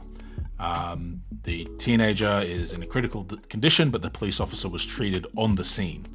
And it wasn't until the body cam footage was released that it became known that when the police said he got struck by the car, they meant the door brushed against his leg and he opened fire on the teenager, who then, in obviously a terror panic, drove away, and to the point where he couldn't continue to drive because he was so badly wounded.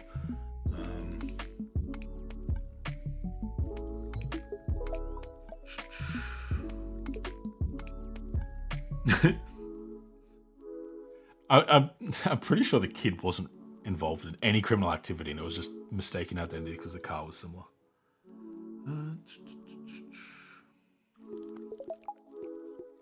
It's interesting. So, okay, now they're starting to turn the police officer, cut them loose. I'm sorry, if you've got a police officer in your office and they do this, your training is shit.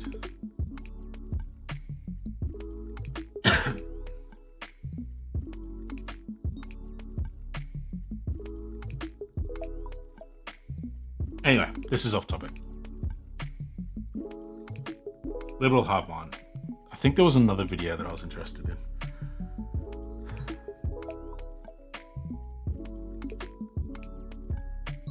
PayPal goes broke. Their stock went down by like 5%.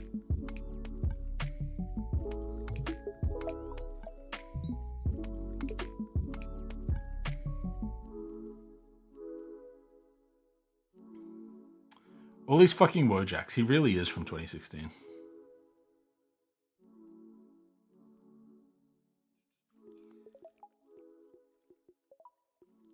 Holy shit, this is all from the last 4 days. Oh, it's one of those channels that just pumps out shit. I bet they're all... here we go. This is what I wanted.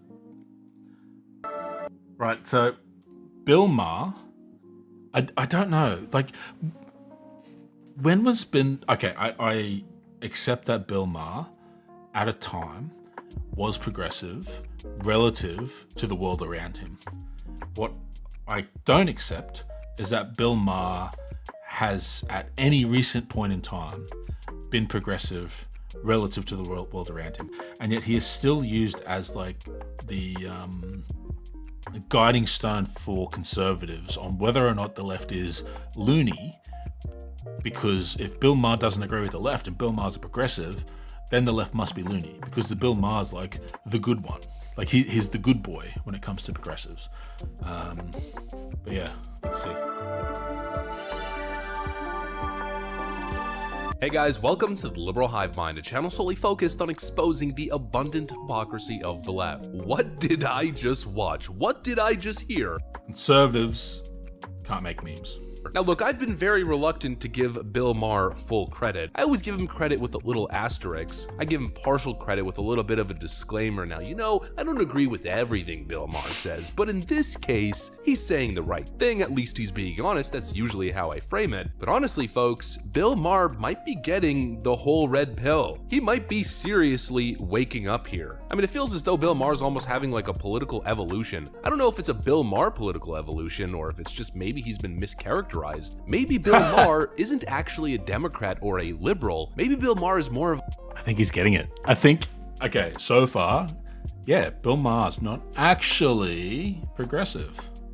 a libertarian. You know, most of his liberal stances are just kind of live and let live things. You know, nowadays it seems almost as if Bill Maher has more in common with Ron Paul than he does with your average Democrat or your average leftist. The guy is waking up, and that's just what happens, I guess, if you're honest. The reality is Bill Maher is more honest than any of these other late night TV hacks. He's willing to point out the obvious and to Again, not talking about leftists. Late night hosts aren't leftists. Fuck me.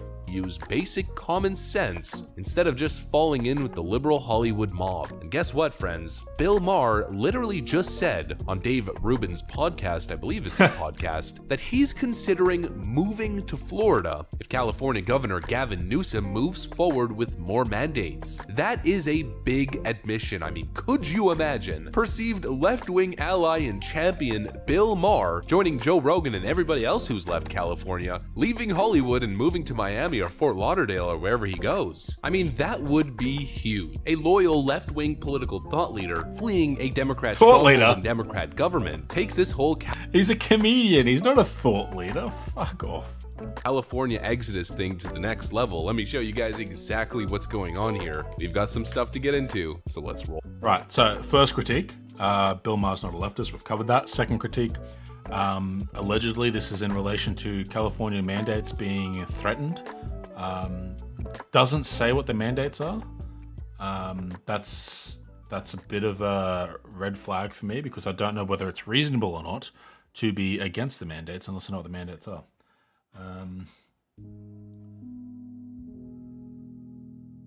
Okay, first response.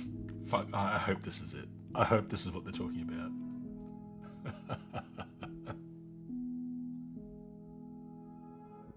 Oh, God. Goddamn subscriptions, newspapers, you're fucked. Okay, I'll wait and see. This is the top result for new California mandates. Employees to disclose salary ranges. That would be horrible. God forbid that the working class can accurately ascertain whether or not a position's going to pay them well. Roll the tape. All right, folks, take a look at this clip from Rumble. Bill Maher stuns, says he will move to DeSantis' Florida if California does this. If California says, I have to take shots, and DeSantis says, I don't. Oh, it's anti-vax. Hello, Florida. That's what I'll say about DeSantis. He's a good dude. He's a good dude. He really is. And he doesn't care whether you smoke weed, and he doesn't care who you marry. He doesn't. But to sound like the voiceover at a movie that's coming out soon, shit just got real. But like for me, personally, really, shit just got real with that. Yeah. And that's in my mind. Dude, I left this place because of it. It's a phenomenon that continues to grow, and it's not slow. I hate when online... it's Fox News. It's fucking Fox News. Sorry, I'm trying to find out exactly... I've been looking at scooters, can you tell? There should be a date next to the byline, right? Now, it's okay to use Fox News because we can take the worst reading of it and assume that that is, reasonably true. California to mandate vaccine or coronavirus weekly testing for all state workers. This is public servants, right? California state employees and healthcare workers will need to show proof they've gotten a COVID-19 vaccination or get tested weekly under a new mandate.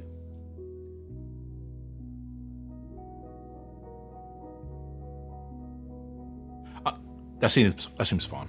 Like, honestly, if your employer is like, hey, you are responsible for critical infrastructure, for healthcare, for emergency services, for, the things that people rely on in order to live in society, then we want you to be vaccinated to reduce the likelihood of a gap in services due to worker shortages. We've seen that in retail, right? Like, I've seen shops that have had signs up going, hey, sorry, we're closed for the next couple of days due to staff illness, like literally, or places that have had limited menus because, oh, sorry, our chef's not in because they're sick.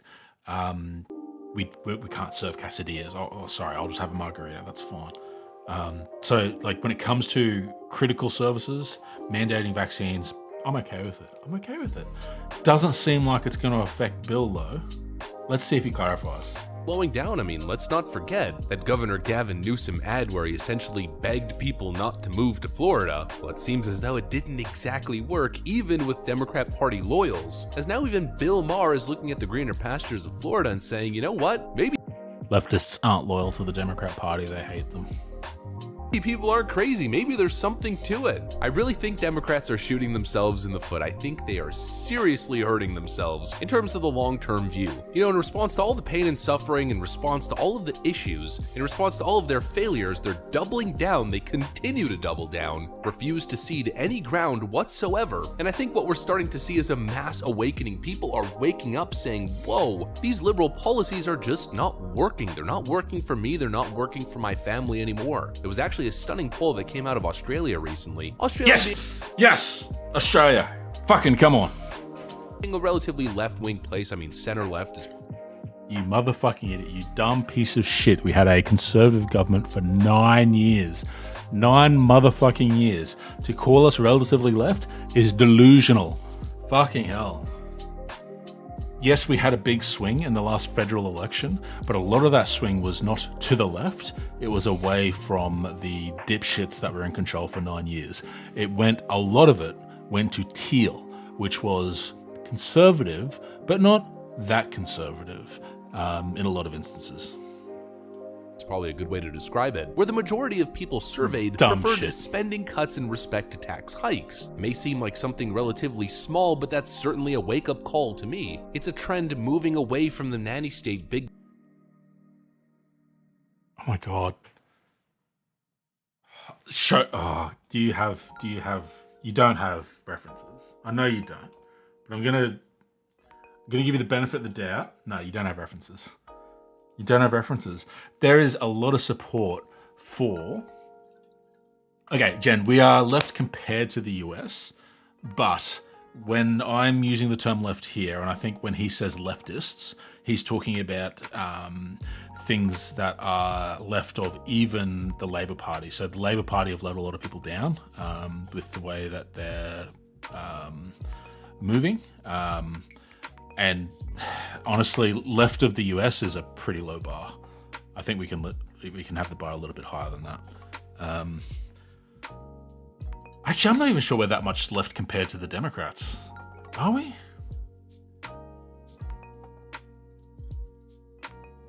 Because like Biden is making moves to make like weed legal. Not even a fucking whisper about that in Australia. Anyway, off topic. Oh, I want to know where you got that stuff from. Like, I don't believe it. We've got a high marginal tax rate.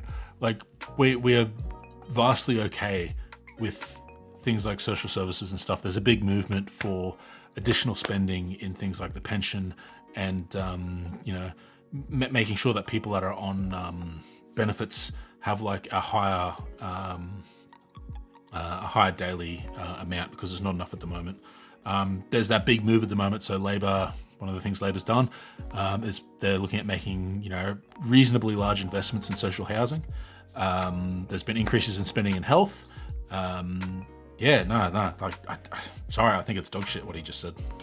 Government and left-wing politics and ideology in general. Left-wing leaders like Governor Gavin Newsom are falling out of favor and quick, and we're seeing this start to happen in many Democrat strongholds. We recently spoke about how Republican gubernatorial candidate Lee Zeldin in the state of New York is slowly starting to creep up on Kathy Hochul. I also recently covered what's happening in left-wing Oregon, how a Republican candidate is on track to possibly win the state. Who would have thought that deep blue Oregon would elect a Republican governor, but it might actually happen. And this mass exodus and the mass wake-up call, I guess you could call it, is all connected. It feels like the demise of left-wing leadership. People are sick of it. I mean, just look at what California Governor Gavin Newsom is doing. We're seeing an oil source made it the fuck up crisis and an inflation crisis. California's inflation relief payments start going out on Friday. California's government is tackling inflation caused by stimulus with more stimulus. It seems almost like a vote-grabbing tool right before the elections.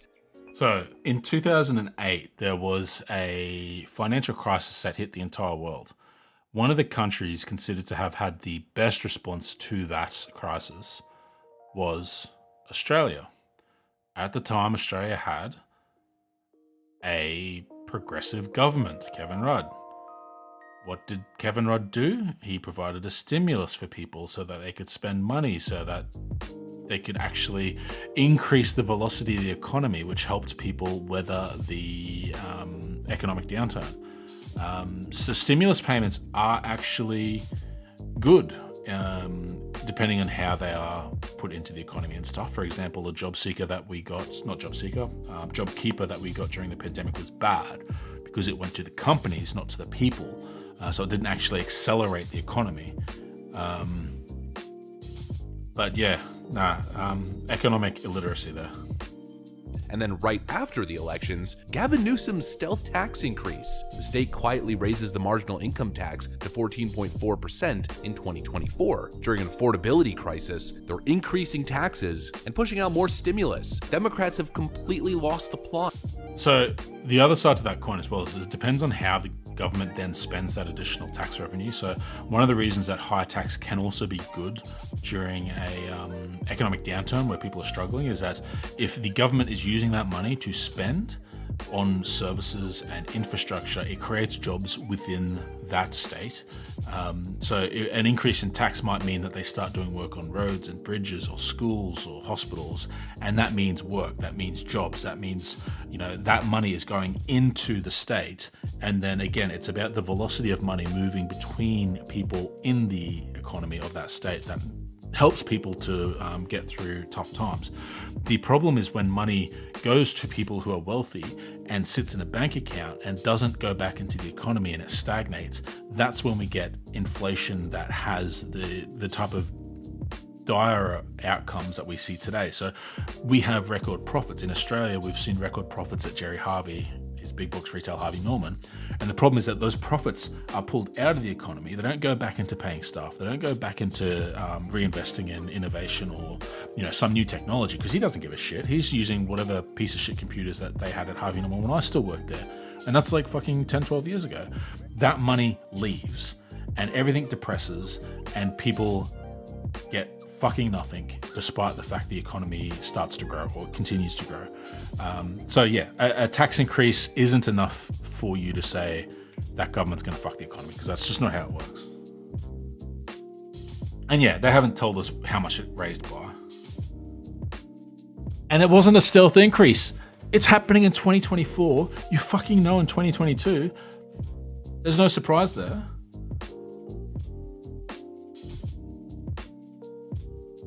I wish I knew what that article was from. But Bill Maher riled up is that they're still talking mandates. This late in 2022, after everything we learned, they're still talking mandates. People are fed up, and rightfully so. And that's why we keep seeing these headlines. Ken Griffin pulling Citadel out of Chicago, making good on threats the richest man in Illinois said he is taking his companies to Miami. Why Boeing and Caterpillar are leaving Illinois.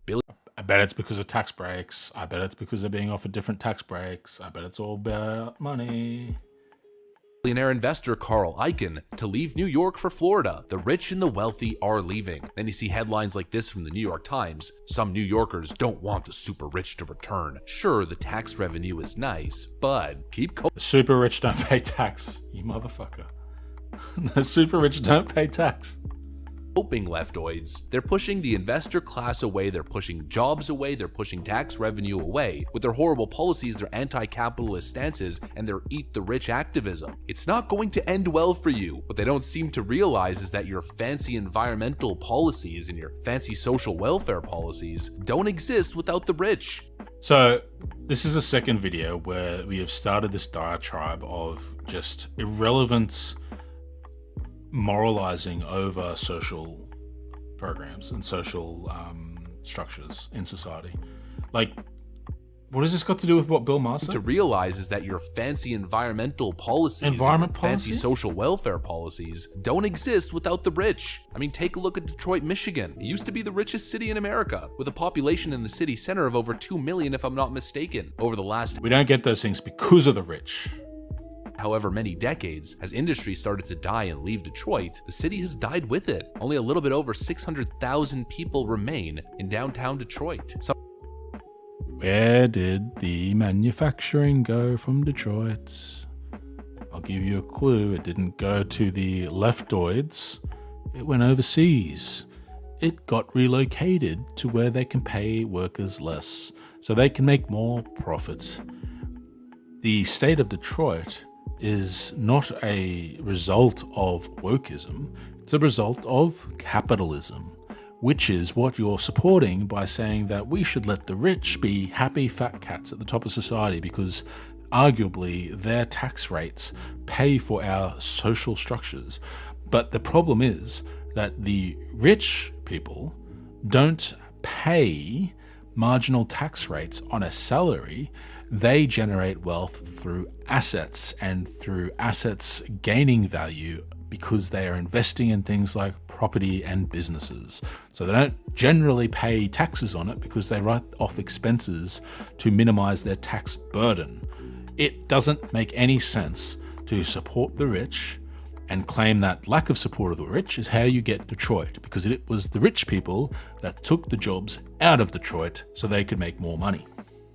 Some places in the surrounding suburbs look like third world war zones. You cannot survive without capitalism, you can't survive without jobs, job creators, pouring in tax dollars to pay for everything. Once again, another example of leftoids shooting themselves in the foot. They don't seem to understand that California, of course, has been an economic... We want them to be taxed. We want them to be taxed. Wanting rich people to be taxed is not shooting ourselves in the foot. The straw man. It's a straw man. powerhouse, but California is not entitled to it. And the more they push jobs out, the more they push people like Elon Musk and other jobs creators out, the worse it's going to get for them. What we're currently seeing now is an absolute explosion in places like Miami, Austin, Texas, and many other metropolitan areas in Texas. And slowly but surely, as we see this continue, as we see the trend continue, Republican states and Republican cities that are friendly to business, low tax environments, and that are very importantly after 2020 pro-freedom are absolutely pro-freedom. Meanwhile, Democrat cities... See, this is one of the, I think, the real problems that America's got to overcome, and it is the fact that the states literally fight each other for businesses in order to get, arguably their tax revenue. The I can't cite this off the top of my head, but my understanding particularly is like, so when, for example, Amazon wants to open up a new warehouse and they're trying to decide between New York and whatever place is near New York but isn't New York, they will essentially have, like, they'll play the two states off against each other for the most beneficial tax status. But the only thing they're actually going to be oh shit, I'm losing my words. The only thing that they'll actually be, it's not debating, it's debating but with money. That thing you do with money when you're like auctioning. No. Fuck. Haggling. They'll be haggling over the corporate tax rate. So they'll be haggling over how much tax Amazon has to pay off its profits. What they won't haggle over is the effective tax rate that's paid on wages. So the workers' tax rates. So the states will happily haggle away all the profits from the company's tax rate, knowing that if they have 50 employees, 100 employees, 200 employees, that all of those pay slips are going to be going through the tax system, and that they're going to be paying their marginal rates based on whatever their salary turns out to be. That's the problem, is that Republican states are like, I don't give a shit about the corporate tax rate because I know you're going to create 200 jobs and we'll just get the money off them. So it ends up being the workers that pay the tax for the profits that Amazon then funnels off into their fucking Bezos dick ships and stuff. Like,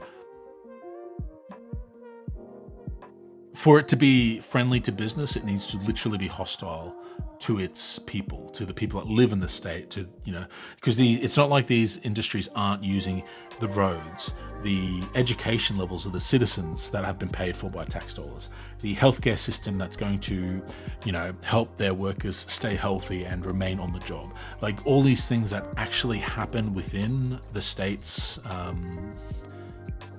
social services that tax covers, the business will pay almost none of that.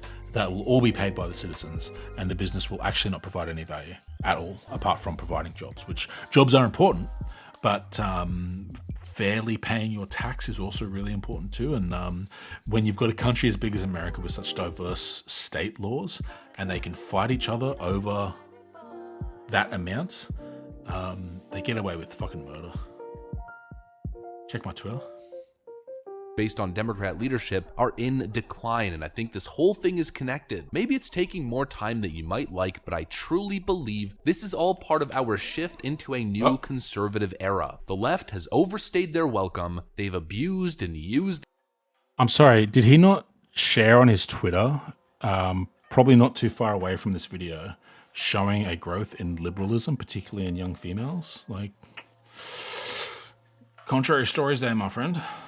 Their voters. They refuse to come a little bit closer to the center, which is what I think is pushing so many people away, and we're seeing a mass political enlightenment period. People are finally waking up that government dependence isn't a good thing. It's not government reliance and government stimulus. Without any baggage, it comes with a whole lot of baggage and unintended consequences, or frankly very obvious intended consequences. It comes with a whole lot of baggage and unconservative... It's so hard to follow his train of thought, like it just ping-pongs every fucking way. Era. The left has overstayed their welcome. They've abused and used their voters. They refuse to come a little bit closer to the center, which is what I think is pushing so many people away, and we're seeing a mass political enlightenment. He's talking about Democrats. I was so fucking confused. But when he says they pushed away their voters, he's talking about Democratic politicians.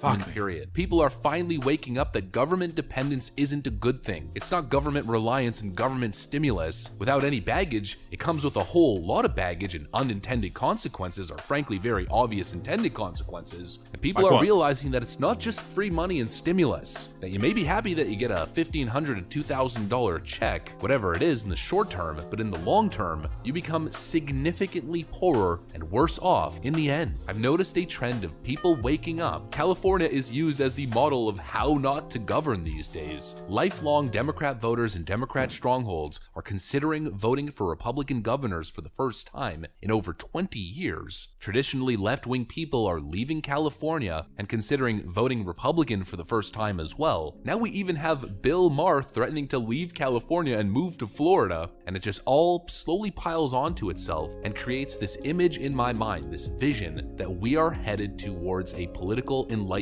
He admitted it. It's in his head. It's all in his fucking head.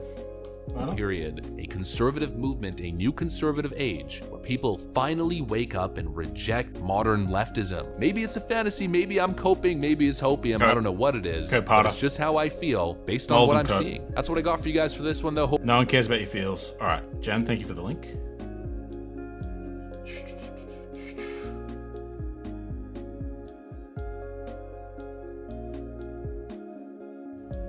What he wouldn't say about a basic payment is that it provides people with the safety and opportunity to actually take risks when it comes to doing things like starting their own business or their own way of productively participating in society. And he would just say that they're just going to stay home and play video games and do drugs. He wouldn't actually recognize that there are actually significant economic benefits to things like a universal basic income. Oh, Mona. Get a cat. She's been real sooky sitting on my lap all day, but it's tough because then I'm too far from the microphone. All right, stealth tax increase. Let's go. Continue. There's a way around this, isn't there? Ah, we tricked him. All right. The text is not really big because I'm blind. It's because I'm being nice to anyone watching on mobile. No, it's because I'm blind. Fuck. See. Accessibility. Fuck off. It's hard to keep track of the bad policy emanating from Wall Street. Oh, it's an opinion piece. Who wrote it?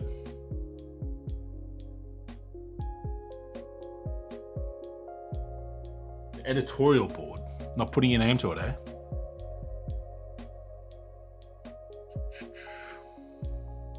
Right, it's hard to keep track of bad policy emanating from California nowadays, and maybe that's what Governor Gavin Newsom was hoping when he signed legislation on Friday that raises the top marginal income tax rate on the sky. Wait, what? Raises the top marginal income tax rate on the sky. To the sky? To the sky, right? Oh god, the whole editorial board didn't catch that one. High owners won't know what hit them until it does. But they do. Because you've got news articles that can be written about the tax increase because he signed legislation, and legislation can be accessed by the public. That's how it works. That's your fucking job. If people are caught by surprise by a tax raise that was signed into legislation by the government, it's the media who failed to let the people know.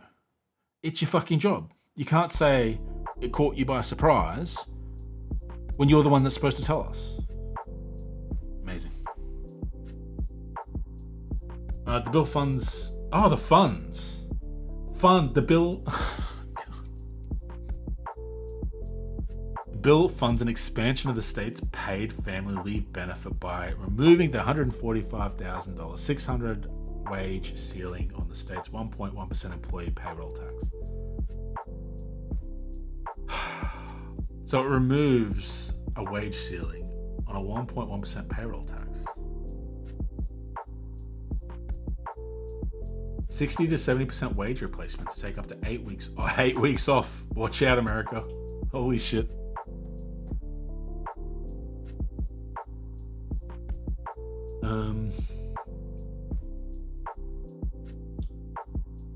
A baby or sick family member. So pick one. Have a family or look after people that might be sick. Bloody cats.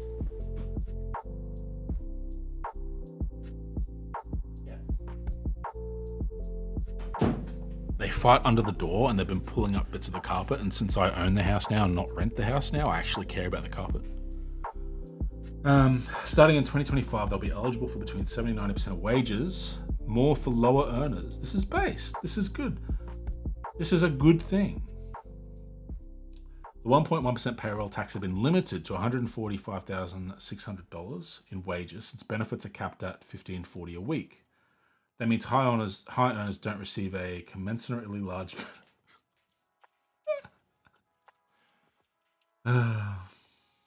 I'm sorry, your $150,000 wage job couldn't help you have a family.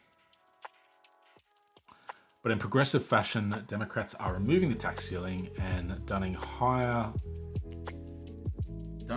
Okay, maybe this is a linguistic thing where I just don't know what the phrases are. Fuck off. I didn't go anywhere near the top. Dunning higher earners to pay for a benefit expansion that will mainly benefit lower earners. That's kind of the point. This means that in 2024, California's top marginal tax rate will increase to 14.4% from 13.3%, 1.1%, for workers making more than $1 million.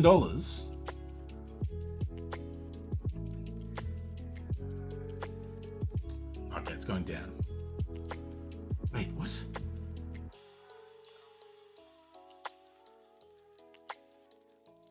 California upper middle class will pay more than millionaires in almost every state. Save for these three. Interesting, Hawaii's quite high.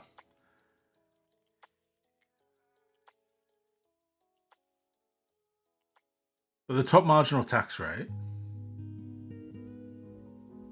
was that, right?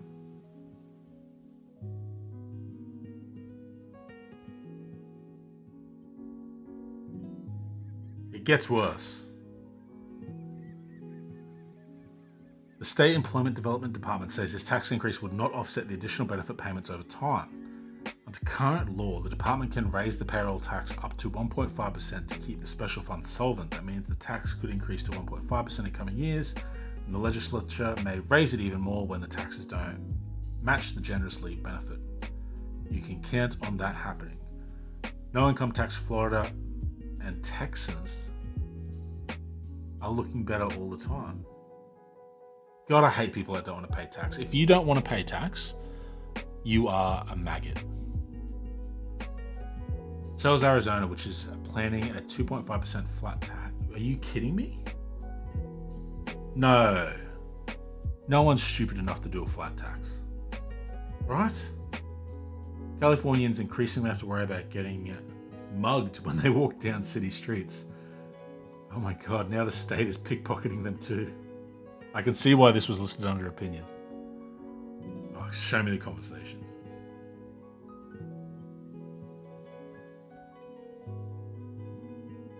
Oh, fuck, I hate people. I fucking hate people. Oh my God.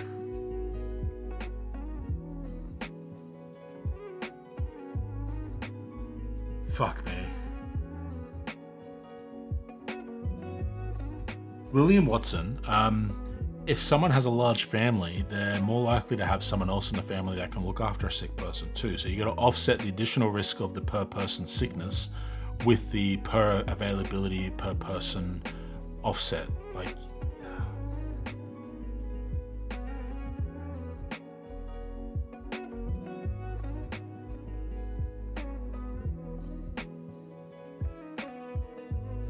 fuck me. Amazing. Amazing. We love it. We love to see it.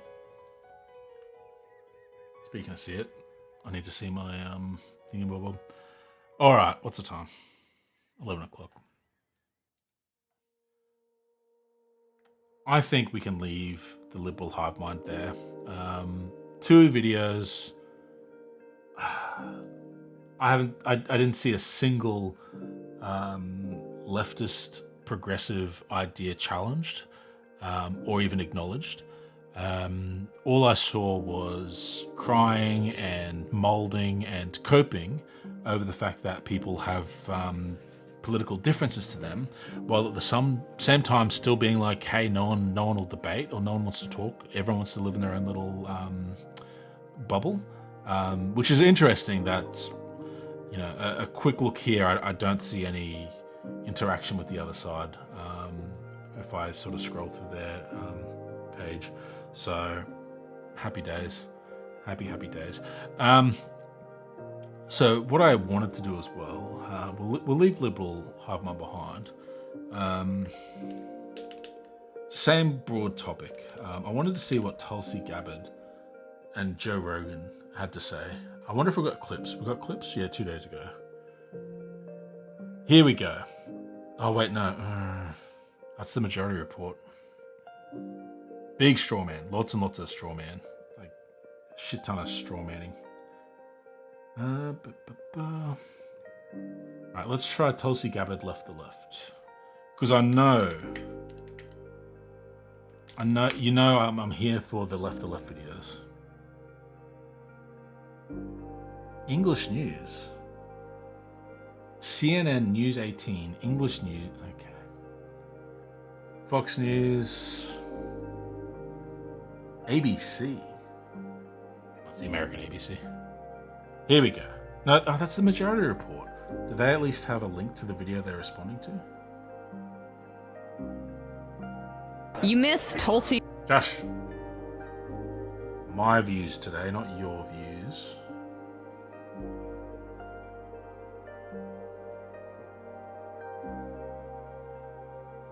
Oh, they don't have a link to the video.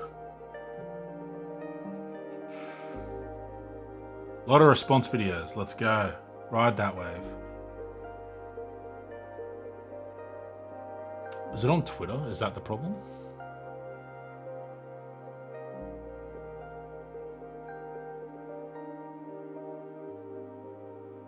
Right. Tulsi Gabbard. Can't type.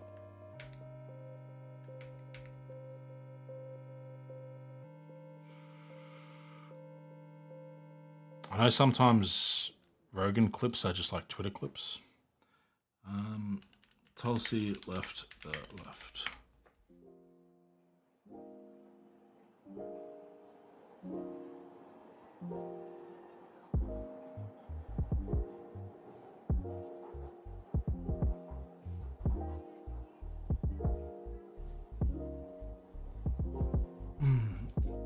Why can't I find the video? I thought it would just be like the video. Unless it's the... Okay, let's just watch the Joe Rogan clip that came up. Maybe that's actually... You know how sometimes people will like not name a video what the video's about?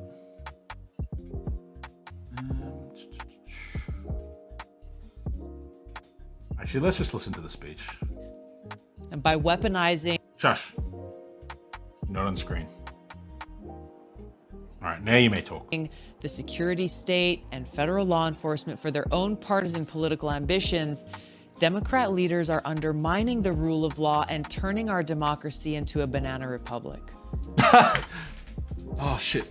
Banana republic. Okay, so she doesn't like that Trump got raided. Okay, cool. Cool. Across the country, we see a lot of examples of this. We see Democrat politicians calling for defunding the police, demonizing the police, and enacting laws that favor criminals' rights over those of everyday Americans. Citation. We have so-called progressive DAs, district attorneys that let violent criminals out of jail, refusing to charge them. Citation. Even though many have been arrested 30, 40, or even 50 times. You have a microphone, you give me statistics and examples. You have a microphone, now's your time to tell us exactly what you're talking about. They always gesture, they always vaguely go, the wokeness, the criminals are being let out, the taxes aren't going to be, the rich are going to be taxed, but they don't actually think, they don't actually talk about the specifics. Tell me what you're angry about, don't just tell me that you're angry. Times. So is it any surprise, really, that crime and murder rates are rapidly increasing? False, false, false.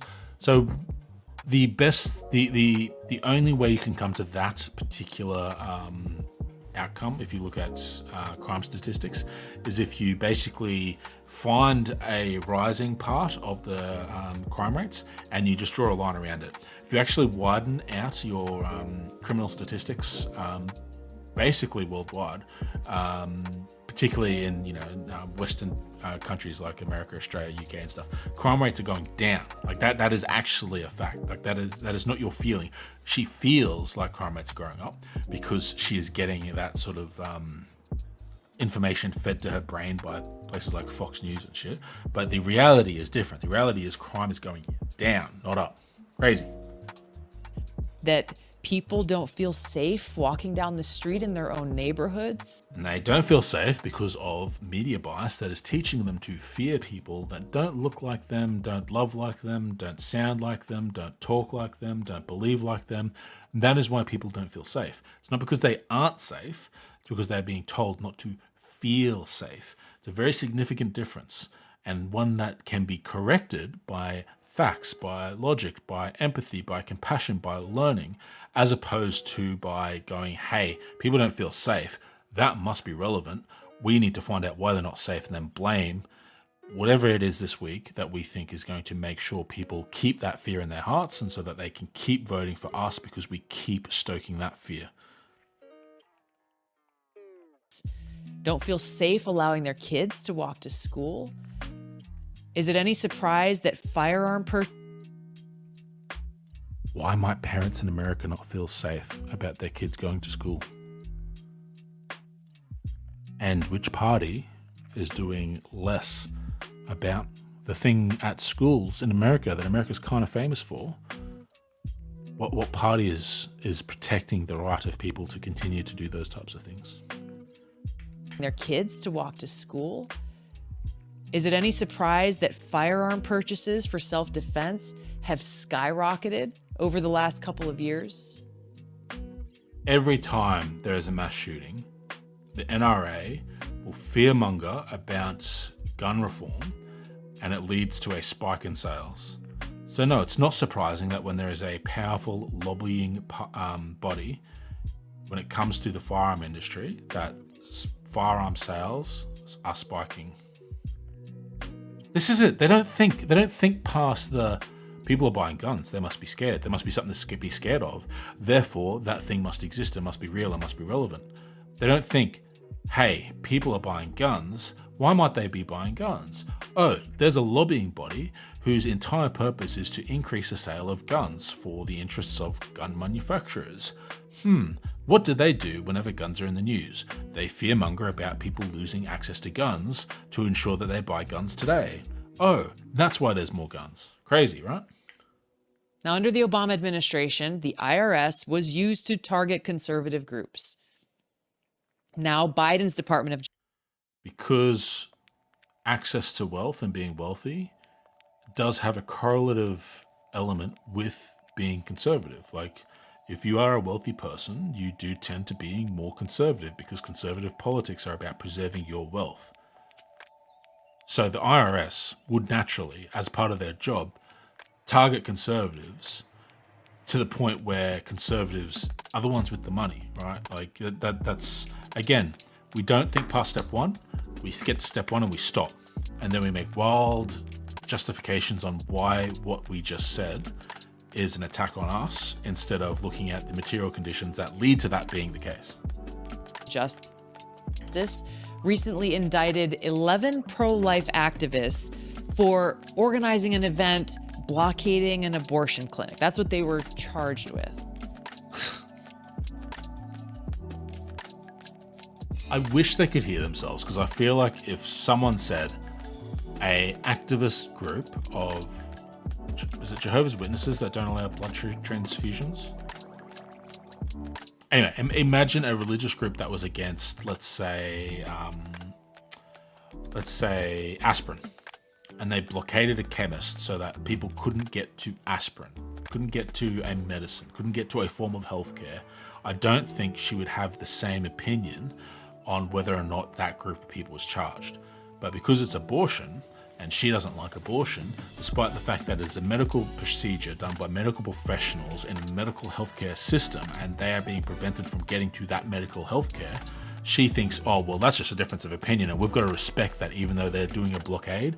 Like, that is literally insanity for that to be a position that you have as an actual functioning human being, let alone a politician. Like, that you would think to say, hey, this group prevented people from accessing legal healthcare and they got arrested for it? That's crazy. What about free speech? Fucking hell. They didn't use physical force. They weren't dangerous. But 7 of those... Not getting an abortion if you need an abortion can be dangerous. 11.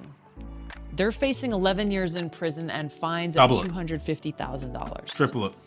I'm going to say that again. 7 of these pro-life 5 times. protesters are facing 11 years in prison Make and it 55. fines of $250,000. Make it 2.5 million. The Biden Department of Justice and Department of Homeland Security have focused their newly formed domestic terror unit to target parents who are vocally standing in opposition to radical curriculums and explicit sexual content being taught to their kids.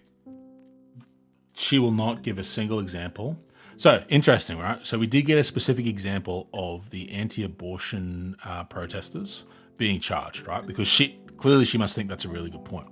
Now, let's see if we get an explicit example of explicit sexual contact being taught to children. For starters, right? I hate to say it because, like, even if there was explicit sexual material being taught to children in schools, fine. Sexual education is actually a good thing.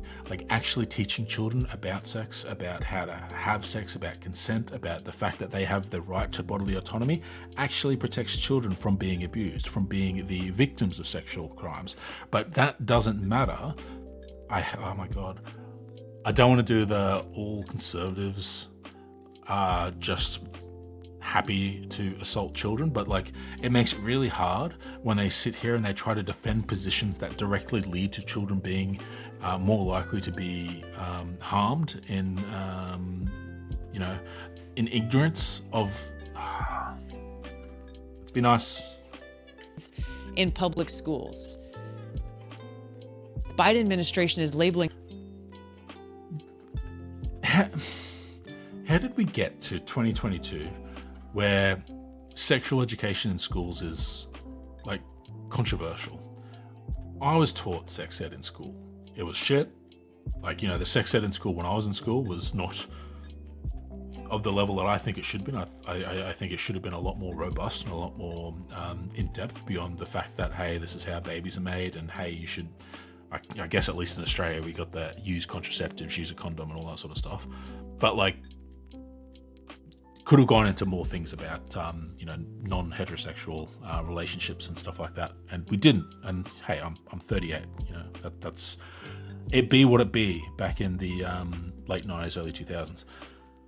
But like this, like, to be able to state confidently on a platform like this, hey, sexual education, explicit sexual education has no place in schools, is just crazy, right? And like, I get, like, this is a dog whistle about trans people. It's a dog whistle about gay people. Basically, it's a dog whistle about anyone that's not a traditional nuclear family of 1 man, 1 woman, and 2.5 kids. Like, I get that that's what they're talking about. But the fact that they can try and hide that homophobia, transphobia, bigotry behind sexual education doesn't belong in schools is just crazy to me. It's just insane. These parents as terrorists just for showing up at school board meetings and demanding change. I've seen those clips, and they don't just show up to board meetings and demand change in the appropriate format for those meetings. They disrupt and they interrupt, and they refuse to step down. They refuse to stop interrupting, and they get removed. Like, I've seen nothing worse than people that are, like, removed physically because they refuse to remove after they're told to leave. Their voice has been heard, their opinion has been heard, and it has been discarded, which is fair. right? Like the idea that people aren't being heard about these issues, when the reality is we can hear them from fucking here. Like we don't need them to be any louder. It's not that we don't hear you, it's that we discard your opinion on these things. If a parent doesn't want their children learning about this stuff in school, fucking homeschool them. I feel sorry for the kid, but like fucking homeschool them. You don't have the right to force your opinions and beliefs on schools and by proxy the rest of the kids in your community. President Biden campaigned on a message of unity, healing the partisan divide, bringing the country together. But the funny thing is, he was talking about progressives that were to the left of the Democrats. He wasn't talking about QAnon bullshit fucking right-wing extremists. He wasn't talking about pro-abortion. He wasn't talking about people that don't want kids to have like a robust understanding of their bodies and sex.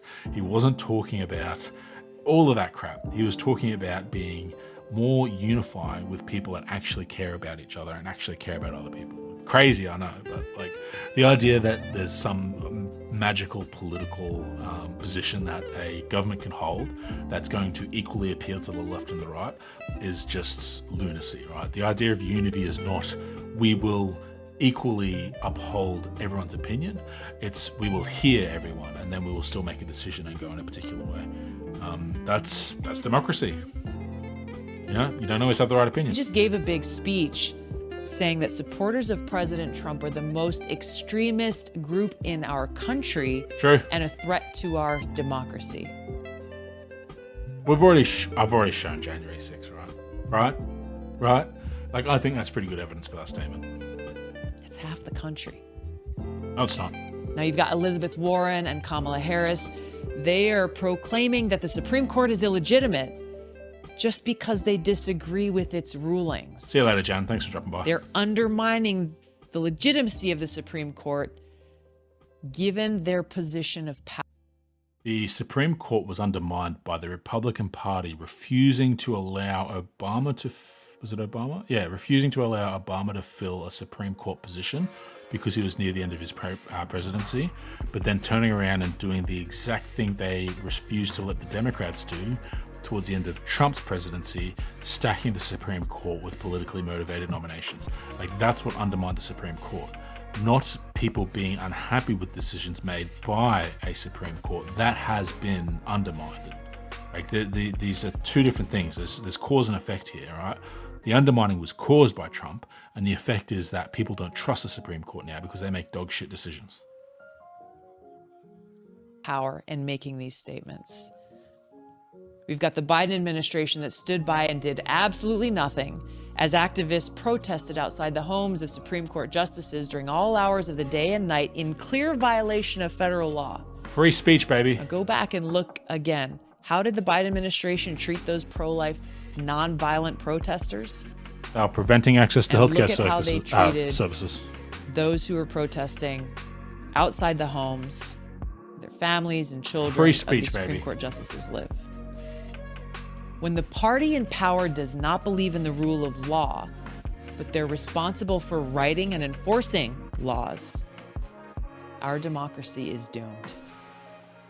Today's Democratic Party does not believe in our constitutionally protected right to free speech. No. You just complained that they didn't stop free speech from happening in front of the Supreme Court justices, right? So they do believe in freedom of speech. You just don't like what speech they think is valuable.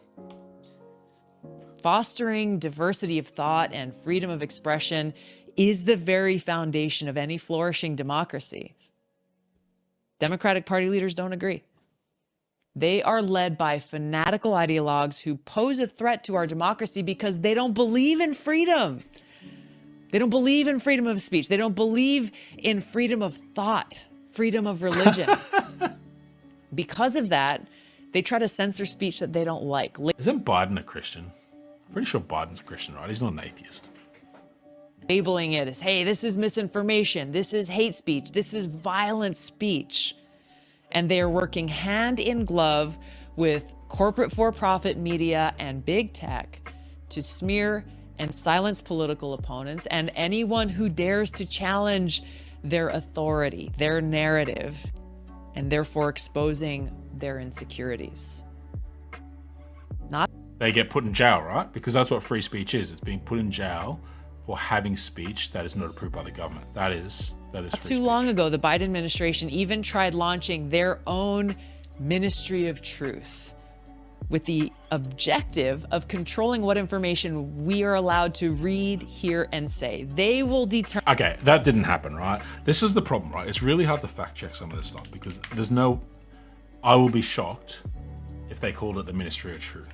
Biden's Ministry of Truth. The Disinformation Governance Board. Is that what she's talking about?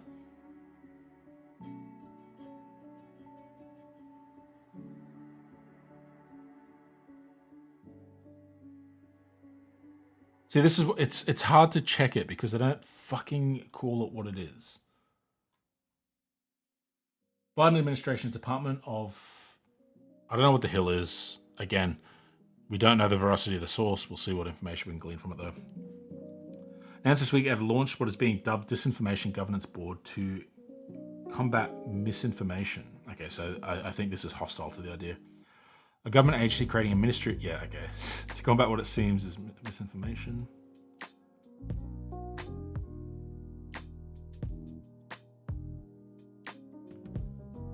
There's an irony here, right? And I think this is an exact example of why the government feels like it needs a what did they call it? Disinformation Governance Board, right? It's because when they release something where they feel like we need to clear up things that are incorrect and provide our opinion on it, they call it the Ministry of Truth. Whereas given the antagonistic, shall we say, relationship between one of the biggest media outlets in America, Fox News, and the current government, like I feel like they actually do need some sort of communication strategy that can help them address that type of misinformation. And it's exactly what Tulsi Gabbard has done here, right? She has said just plainly they tried to start up a Ministry of Information. Like, that is untrue. That is dishonest. That is disinformation. I had to correct by going and finding a source that even the source was hostile, but at least it fucking called it what it was. At least it had information about the people that were involved and how it was trying to be structured. But she doesn't do that. She literally provides the need for the government to have some sort of communication team that can go, hey, look, Tulsi Gabbard said we tried to start up a Ministry of Truth. Actually, it was a disinformation board that we were going to use to try and highlight things that we felt were being misconstrued by either us or by scientific consensus, and we wanted to provide that information so people could then access it and make up their own minds. Huge difference. Determine what is misinformation, what is true, and what is not. Now, their ideology is one of hate and divisiveness rather than false and false. Like, okay, there's no world that you can say the Democratic Party's ideology, as it stands, is one of hate, right? Like, it is. God, she's just proving why they needed a fucking disinformation fucking respect Ministry and of love, Truth. aloha. And they stand diametrically opposed to traditional liberalism, which recognizes the basic goodness of people and the autonomy of the individual. Traditional liberalism only existed in a time when men could beat their wives. Supporting civil Just liberties, supporting a government of the people, by the people, and for the people. Now tell me, how can a political party that is opposed to freedom be trusted with our democracy and our God-given freedoms enshrined in the Constitution? They can't be. God-given. Don't believe in God, bitch. Not gonna work on me. Today's Democratic Party does not believe in our constitutionally protected right to freedom of religion. Right, I've not come across anything that the Democratic Party has done, to my knowledge, that has challenged freedom of religion, right? Like, nothing, right? They've imposed no mandates on religious people that restricts their ability to express their religion. Now, my prediction, my view into the future suggests to me that what is going to be provided as evidence is either vague gesturing or specific examples of religious people who are being prevented from imposing their beliefs on others through them not providing healthcare services to people because they don't agree with that person's decision to undergo a particular procedure.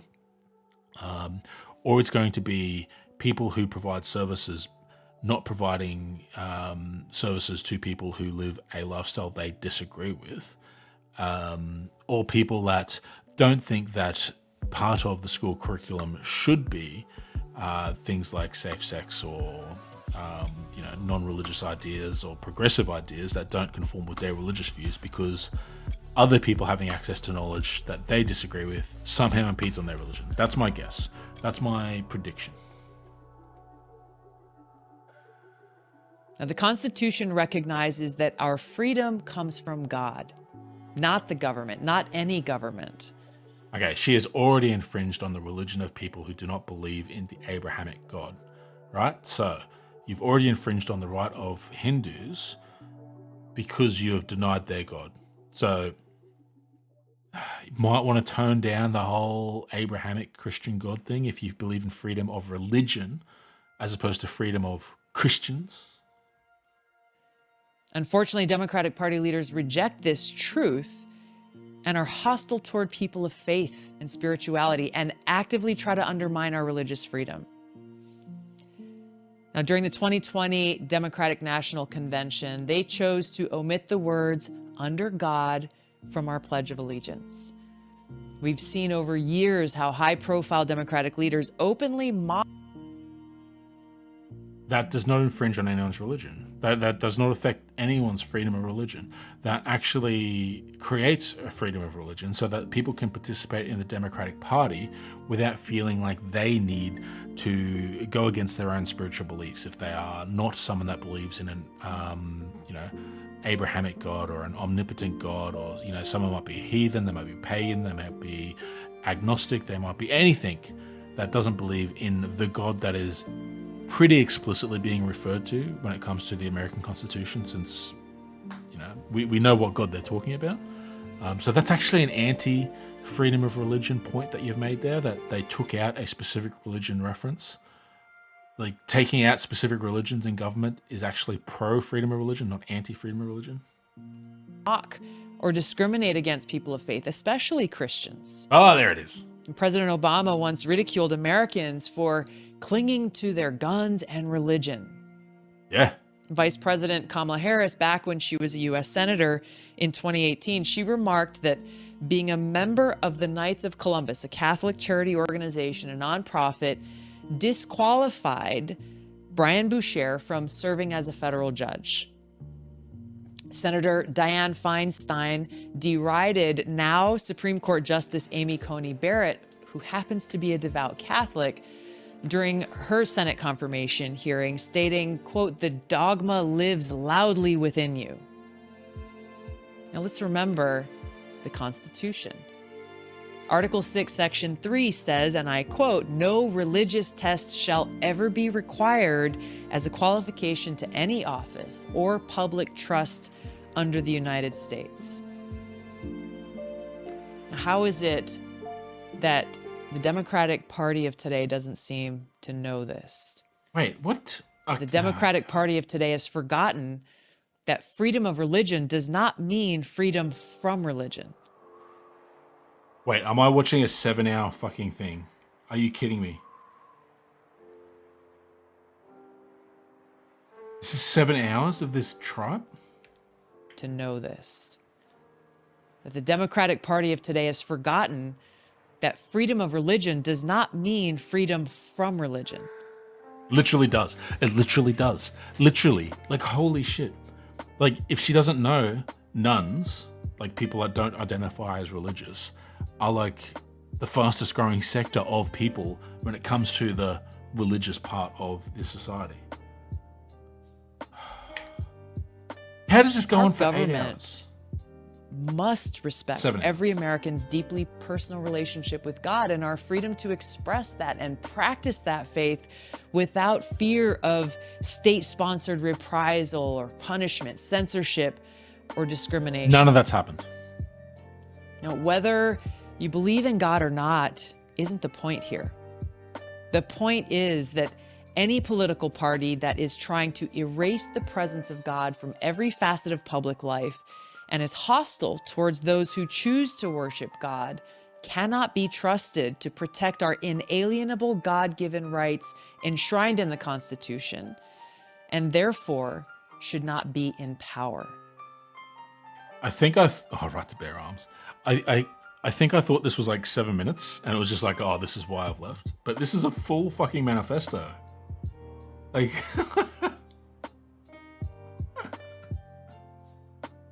oh god. Civil liberties is that the last one she talks about? Oh wait, no. Nuclear war. Fuck me. Oh god. Oh man, this would have been great for like a 24-hour stream. Oh god. Have you at least done fucking chapters?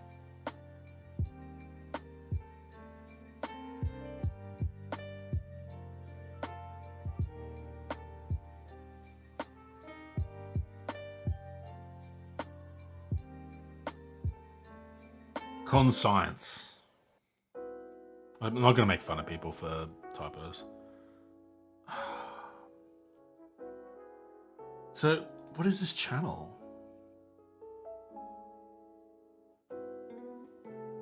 Like, who just puts up an 8-hour video of Tulsi Gabbard? An Indian news organization.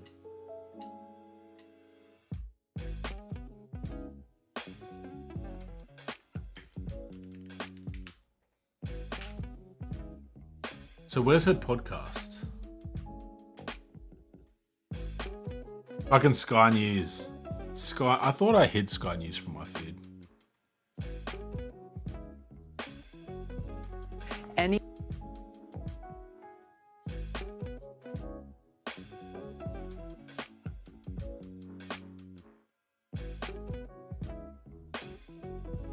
She said that in a Democratic party, like there was a Democratic event or something where they didn't have the "In God We Trust" part of the pledge or something. Like they took it out so that presumably people that weren't of Christian faith could say the pledge without feeling they had to say something that might have conflicted with their deeply held personal beliefs. Like the Democratic Party actually lived freedom of religion, and she's criticizing it for not acknowledging the freedom of Christians to have their religion represented in every section of life,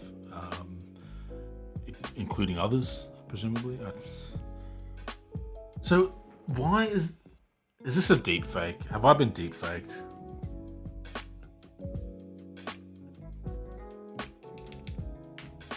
It had the show. Hey everybody. Here we go. Oh, she's not blowing up. 41k subscribers. Oh yeah, In God We Trust was added, but like even taking it at the idea that yes, it's been added and it is a thing now, and them taking it out, like it's still ridiculous. Like even like accommodating that. This one's 28 minutes. Aloha. Thank you so much for joining me today on the very first show that we're putting out. There's nothing more precious that we have to give to our average coming weeks. Right, Dash. Okay. See, was the other one just like repeating? Where were we up to? Did you put Then is bookmarks? the truth becomes whatever those in power want it to be. And that's exactly what we are seeing. Bookmarks. Jesus. Is anti-woman. Oh, come on. Okay. I just want to see what we've got. I just want to see what topics we have to look forward to, so I know whether to keep going. Democratic Party does not believe in our freedom of religion. All right, so we're about halfway through. All right, let's finish off the actual show on the actual site. We'll give us some watch time. Wait, racism. Bare Arms was next, wasn't it?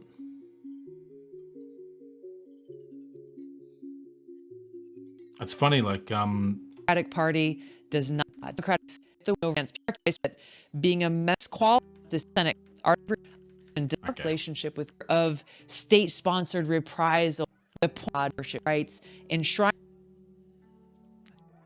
Oh, okay, yep, right to bear arms. All right, back where we were from. So interestingly, like in my chat with Javier, say it twice. One of the topics was gun control, and like I still can't wrap my head around like the American need to have guns, right? Like I agree at this moment in time that if you're in America and you have the right to own a gun, and if you feel like you need a gun for self-protection, that is rational, right? Like because America is incredibly fucking dangerous because of the prevalence of guns, right? Like there are so many people that are armed, like the what is that saying? I think it's from Texas, where it's like an armed society is a polite society. Like the implication of that being that, hey, you'll be polite to someone if you think they might shoot you if you don't say please and thank you. It's just brain rot on the face of it. But what I don't get is not the feeling that, you know, I need to be protected in a society that's as volatile as fucking America. Where you lose me is when people are like, and that is normal and good and a sign that we have freedom. Like to me, it is the opposite of freedom to feel like I need a gun for self-protection. Like, you know, the feeling of walking down the street and not being safe without a gun that a lot of conservatives will cite as like, well, I need a gun for protection. The government's not going to protect me. The police aren't going to be there when they come and attack me and my family. That's why I need a gun. Like, holy shit, fix your society, fix your city, fix your country. If that is the state of affairs that you are living in, if that is the level of fear that you have in the richest country on the planet, holy shit. Because I have not once in my life felt unsafe but for the presence of a gun.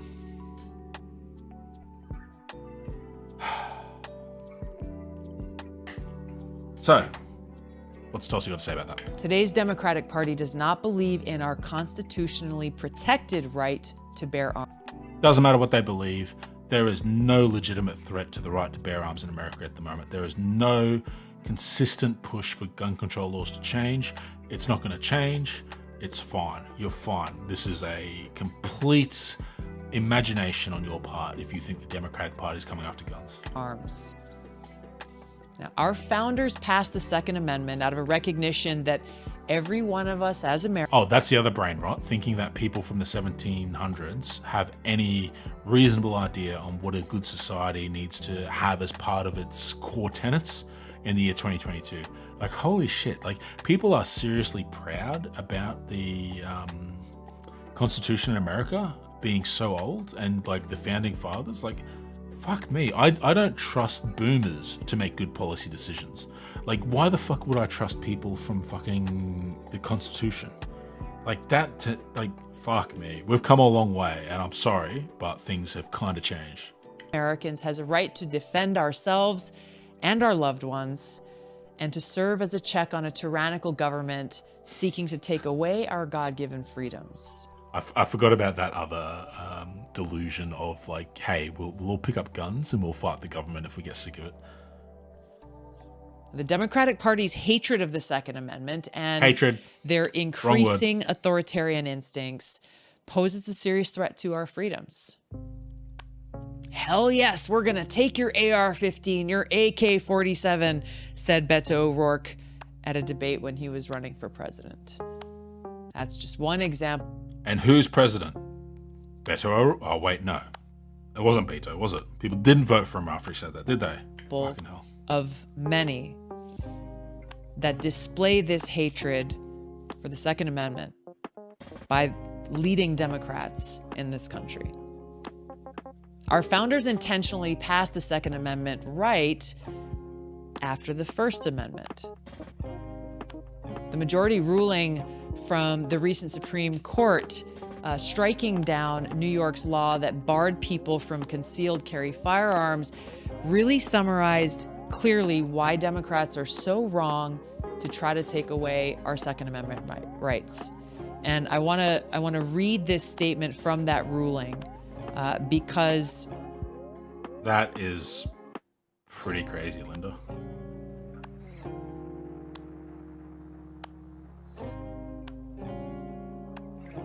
Man, my grandma once told me that she threatened one of her husbands with a shotgun at one stage. I'm not sure what they were fighting about, but yeah. It really says it so clearly. Just as we do not need to seek a permit to stand on the street corner and exercise our right to free speech, we shouldn't have to seek permission for a law-abiding citizen to carry a firearm. You have the right to travel, yet you also need to get a license and registration for a car and insurance, and you need to continually pass exams to show that you can drive a car safely, but you have a right to travel. People can be excluded from that right to travel, and you might say, well, you can still walk. Well, I mean, effectively, I can tell you this from experience, that when you don't have a car, your ability to travel drastically changes compared to other people's freedom to not only travel, but to access things like work and work opportunities. Yet that right can be taken away due to medical conditions or medical issues. The fact that the same can't be said for the gun is just, again, the founding fathers didn't live in our society, so why do we care what their vision? Why do you care what their vision for America was when they were had no idea that we would have the internet, that people could sit there and play Doom Eternal and shoot the shit out of demons, get their fix, and they wouldn't even need to pick up a real gun because they can just play they can play Overwatch. It's fine. Like, I'm joking, of course, but it's, oh man. Like, should we talk to the founding fathers on like what good power infrastructure looks like? Should we ask them what sort of hospital infrastructure do we need to deal with today's problems? Or, you know, what should we do about corporate taxes? What should we do about welfare in a country of millions and millions of people, like beyond what their imagination could probably even comprehend? Like, appealing to them is just insane. It's just ludicrous. I don't understand. I really don't. Like, in Australia, we don't look back and go, what did Captain Cook envision when he landed on Australia? For the white man, of course. Not the woman, not the indigenous, just the white man. What did they envision for the white man? Like, we don't think like that. The idea that America gets, and I suppose it makes sense in terms of like the founding legends that like, these brave men and women, or actually no, sorry, these brave men created the country and sought independence, no taxation without representation, and they become idolized and sort of mythologized. But fuck, it's so unhealthy. It's so bad. We as a society don't get to pick and choose which of our rights in the Constitution are more worthy of protecting. You do. She literally just explained democracy, where people get to decide what is important to them, and said you don't get to do it. Let's hear it again. Citizen to carry a firearm.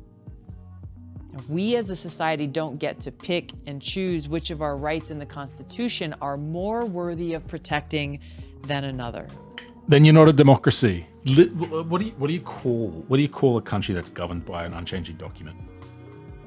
Because that's not a democracy. Like, if you can't make democratic decisions on what you value, you're not a democracy. What the fuck are you?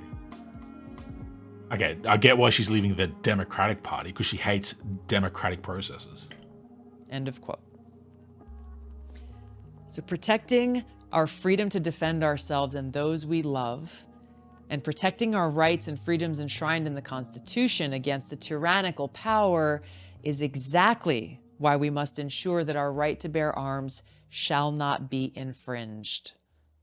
Now, today's Democratic Party is Big Brother undermining our civil liberties. 1984, let's go. Now, the Fourth Amendment of the Constitution ensures, quote, the right of the American people to be secure in their persons, houses, papers, and effects against unreasonable searches and seizures, end of quote. That's why people don't like the police, right? So you're on board with that now, right? Oh wait, no, this is about Mar-a-Lago. Sorry, I forgot about Mar-a-Lago. The well-regulated militia is a really good point, because a well-regulated militia was like, I've seen good arguments for that being like a key part of what they envisioned, as in like there was a disciplined group that actually oversaw the bearing of arms, and it wasn't just like individuals in like these atomized households in suburban hills that all had revolvers under their bed, terrified that their neighbor would come and steal their fucking Vitamix or whatever.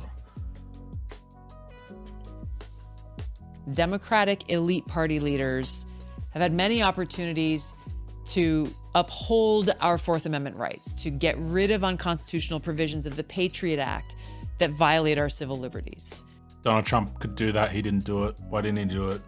You can't. Okay, anything she says that the Democratic Party hasn't done that was in place while Trump was the president isn't a Democratic Party thing.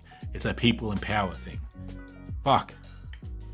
And when I was in Congress, I introduced legislation that would repeal the Patriot Act and address the dangerous secret FISA courts being used to undermine our civil liberties, especially those protected by the Fourth Amendment. You wouldn't be surprised to know that Democratic Party leaders didn't move my bill forward, even what did the Republicans do when they held the Senate and the government? Allowing it. What did the Republicans do when they held the Senate and the government? For a vote. Is that the right Because phrasing? every time they've had the opportunity, they choose to side with the security state instead of siding with our liberty, our freedom. So did the Republicans. So did the Republicans.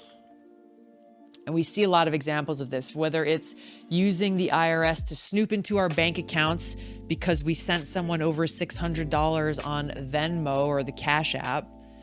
Or side note, I didn't realize this until I was watching this on TikTok, but I didn't realize that in America, like sending people money from your bank account direct to their bank account, I didn't realize that's not a thing. I didn't realize like everyone in America, maybe not everyone, but apparently like the normal thing in America is to Venmo people or PayPal people, because you don't just like, I can literally just like text someone, hey, here's $50, and they'll click a link and the money goes into their account. Or I can get their account details and just automatically send it into their account immediately, and they can like go and withdraw it, or they can go take it to, I don't know, the bar or whatever. Crazy. Or supporting the corrupt system of civil asset forfeiture to seize property from law-abiding Americans who've not even been charged with a crime. And if you're one of those people, good luck getting your money or your property back without suing the government. Or most recently, getting credit card companies to keep track of any and all firearm and ammunition related purchases. The Democratic Party stop having mass shootings and you won't feel the need to like find red flags before shooting. Stands over and over again with giving Big Brother more power and control over our lives. This stands diametrically opposed to our Constitution and the vision that our founders had for us. All of those things are true under a Republican government. Like, that hasn't changed. It's ridiculous to frame that as a Democratic thing. Today's Democratic Party racializes everything and blatantly foments anti-white racism. The Democratic machine has betrayed Dr. Martin Luther King's dream. Get his name out of your filthy mouth. Like, Martin Luther King Jr. would not be liked by the Republican Party today. Dream of a nation where we are judged based on the content of our character rather than the color of our skin. And in their blind pursuit of power, Democrat leaders have reduced each of us as God's children to the color of our skin, using identity politics to tear us apart, all so they can win a few votes, all so they can gain more political power. Democrats were completely silent in the face of Mayor Lori Lightfoot's blatant racist policy of only accepting interviews with reporters of color because she was struck with the, quote, overwhelming whiteness and maleness. Modern-day segregation in schools is being promoted by racial profiteers like Robin DiAngelo and the corrupt, self-identified cultural Marxists who lead Black Lives Matter. Where's the Democratic Party of today stand on that? Well, they embrace these people and their ideology and celebrate their racist agenda. We're getting into territory where she's being too vague again. Like, I don't think I've seen Robert DiAngelo talked about with any great vigor by the Democratic Party. I think a lot of people, even on the left, sort of see DiAngelo's sort of corporate teachings and stuff as opportunistic and divisive. So I don't think it's a good example of what she's trying to critique. I think the reality is like the straw man that she's built up is sort of at its core, the real thing that she's upset about is that people are actually understanding that there is a difference in the way our systems treat people based on their race, their ethnicity, or even their skin color. Like, it's really simple. Like, even something as stupid as a non-white name. So my full legal name, which I will not be sharing on stream, is not a white name. So you can see my name written down. You can hear my name said out loud, and in your head you will not think white person. You will think non-white person. To go further than that, my name will actually also, in most people, have them think female non-white person. A good example of that is when I was in grade 10, I went to a science camp here in Brisbane. I was living in Harvey Bay up north at the time, but came down for a weekend for a science program at a local university just to sort of get people interested in sciences and stuff. I signed up my form to go, where they would then billet you out, so you'd stay with a family for 2 nights. And because my name is feminine and can't be passed easily by people that are not Tongan, so it's a Tongan name. So because people that are white, they just think it's a girl's name, I got billeted with 2 girls. And it was fantastic. It was an amazing weekend. I loved it. It was spectacular. But like that's how easy it is for your race to dictate how you get treated in society. And that's very innocuous. It's a little bit funny and it's a little bit cheeky. Ha ha ha. Nothing happened. It's fine. Well, I suppose it wasn't fine that nothing happened for me, but nothing sordid occurred at the time. More maliciously though, like when you look at how the systems treat people when it comes to these types of differences, and like something as simple as a name with, let's call them exotic characters, it can be rejected by systems. And it used to be very, very often that my last name couldn't actually be input into computer systems for various different like government services that I had to deal with. Even simple things like booking flights back in like 2008, I think it was. I couldn't put some of my legal passport name on the flight ticket, would get to the flight and would have to explain to the check-in counter that, hey, look, my passport says this, but your website wouldn't let me put that in. Is this okay? And luckily it was okay most of the time.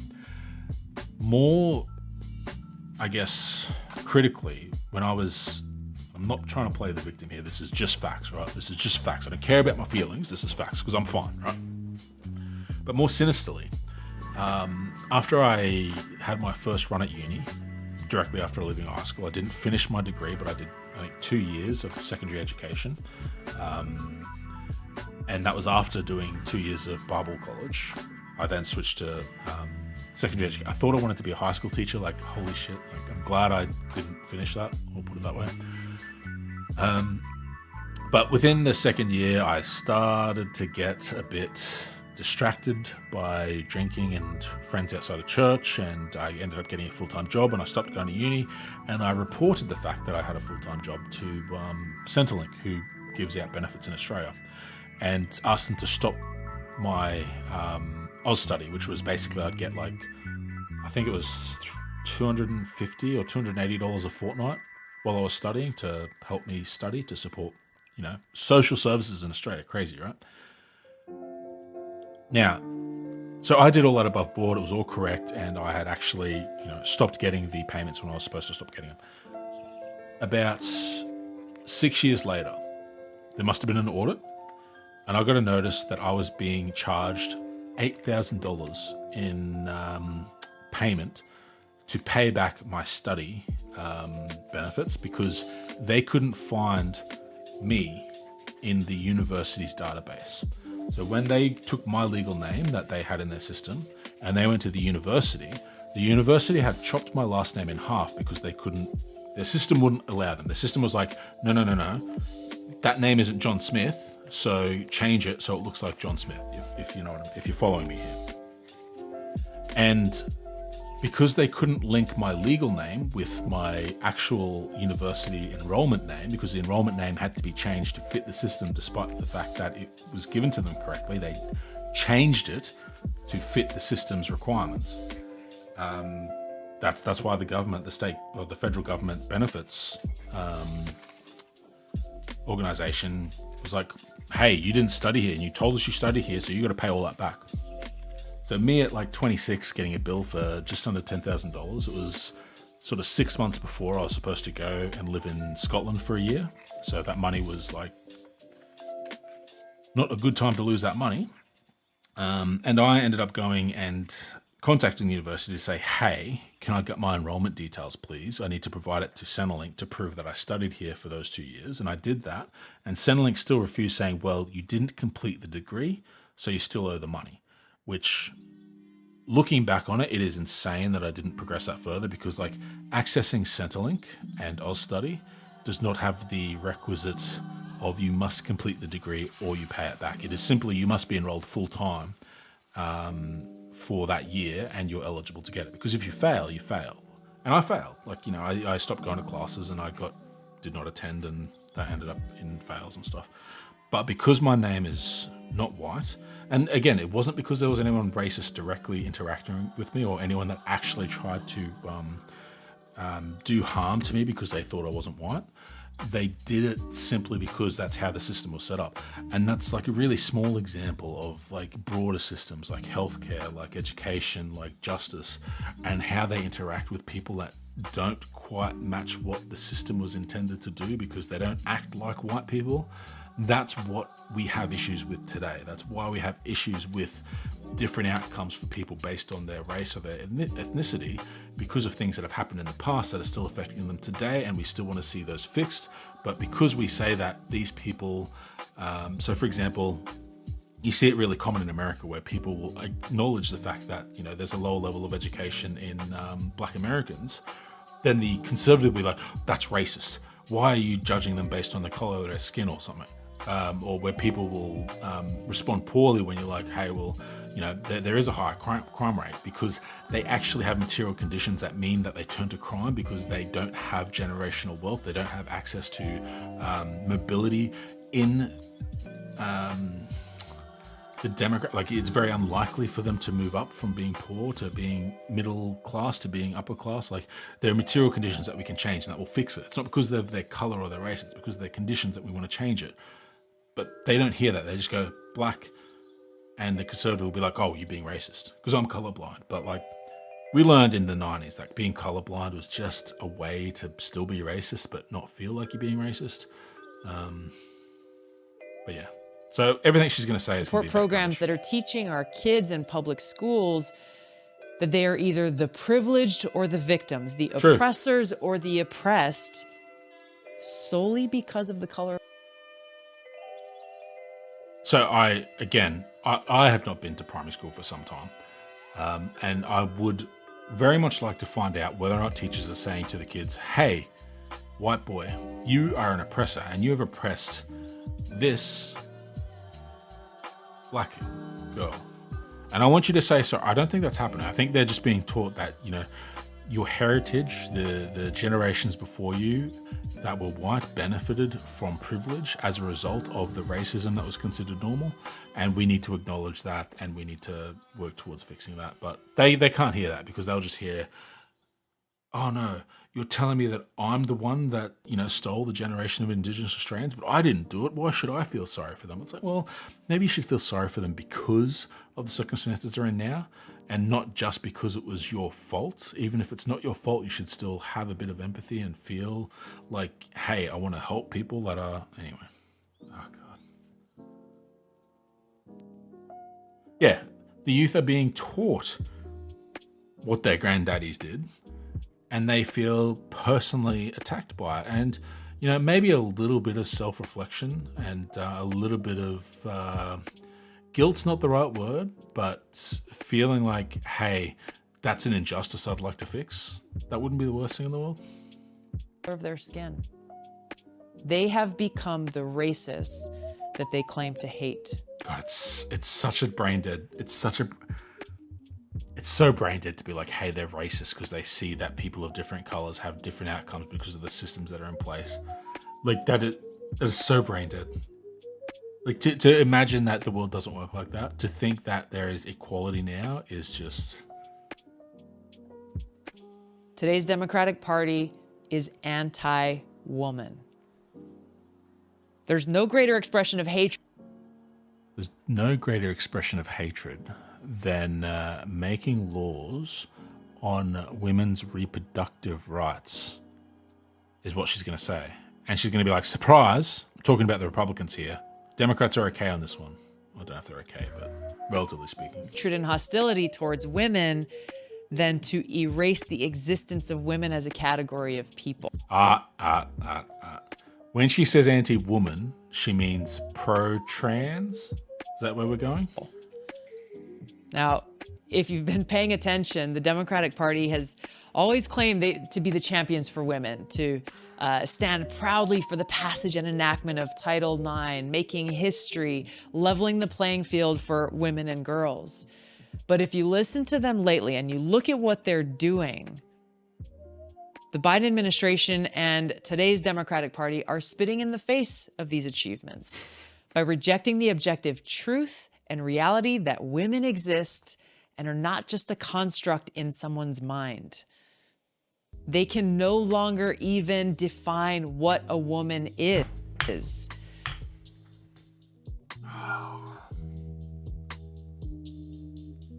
I am very, very, very aware that I have no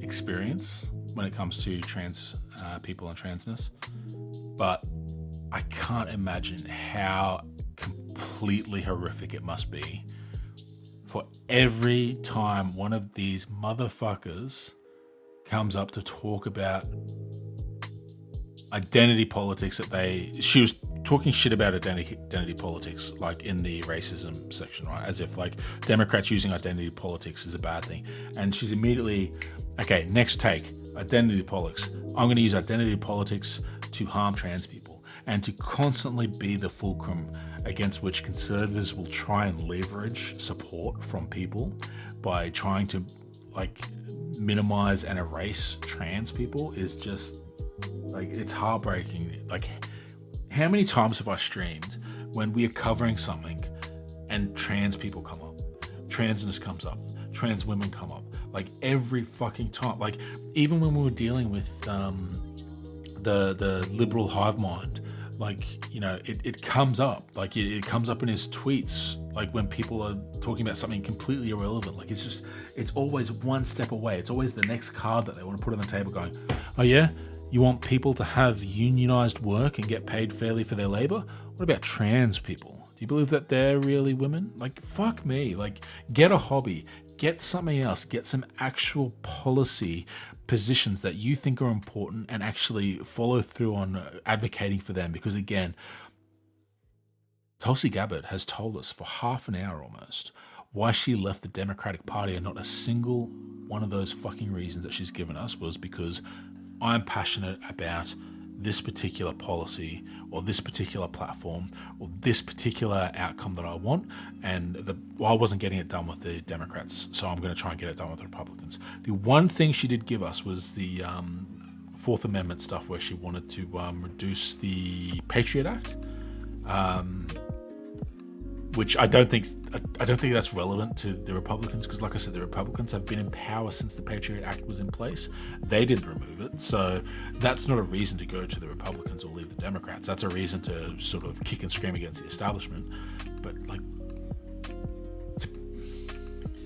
and they're demanding that we replace words like mother with birthing person. That was one hospital, wasn't it? Like, there was no movement to change the word mother. It doesn't exist. It's a fiction of your fucking imagination that there was any movement to say, hey, guys, can we cool it with the mother talk? We need to call them birthing persons. It was like a technical document in a fucking hospital that was just being earnestly changed to be inclusive. Like, it literally was there to try and make people feel better about themselves. Now, I can understand if that you're a passionate trad wife female that wants to be like, no, only mothers can be mothers, that might offend you, and like, hey, you know, that maybe, okay, great, that offends you. Fantastic. But don't pretend you don't understand what the actual intent of that change was in that very specific, very narrow place and time where that was a talking point. Fuck. And place women at risk just to please biological men who claim to be women at any given moment. They're taking away opportunities in future. Conservatives understand the difference between sex and gender. Challenge 2022. Failed. There's a lot of really smart people that do talk about trans issues, right? Katie Montague is a good example. I know Jen, who was here earlier, is well versed on the subject as well.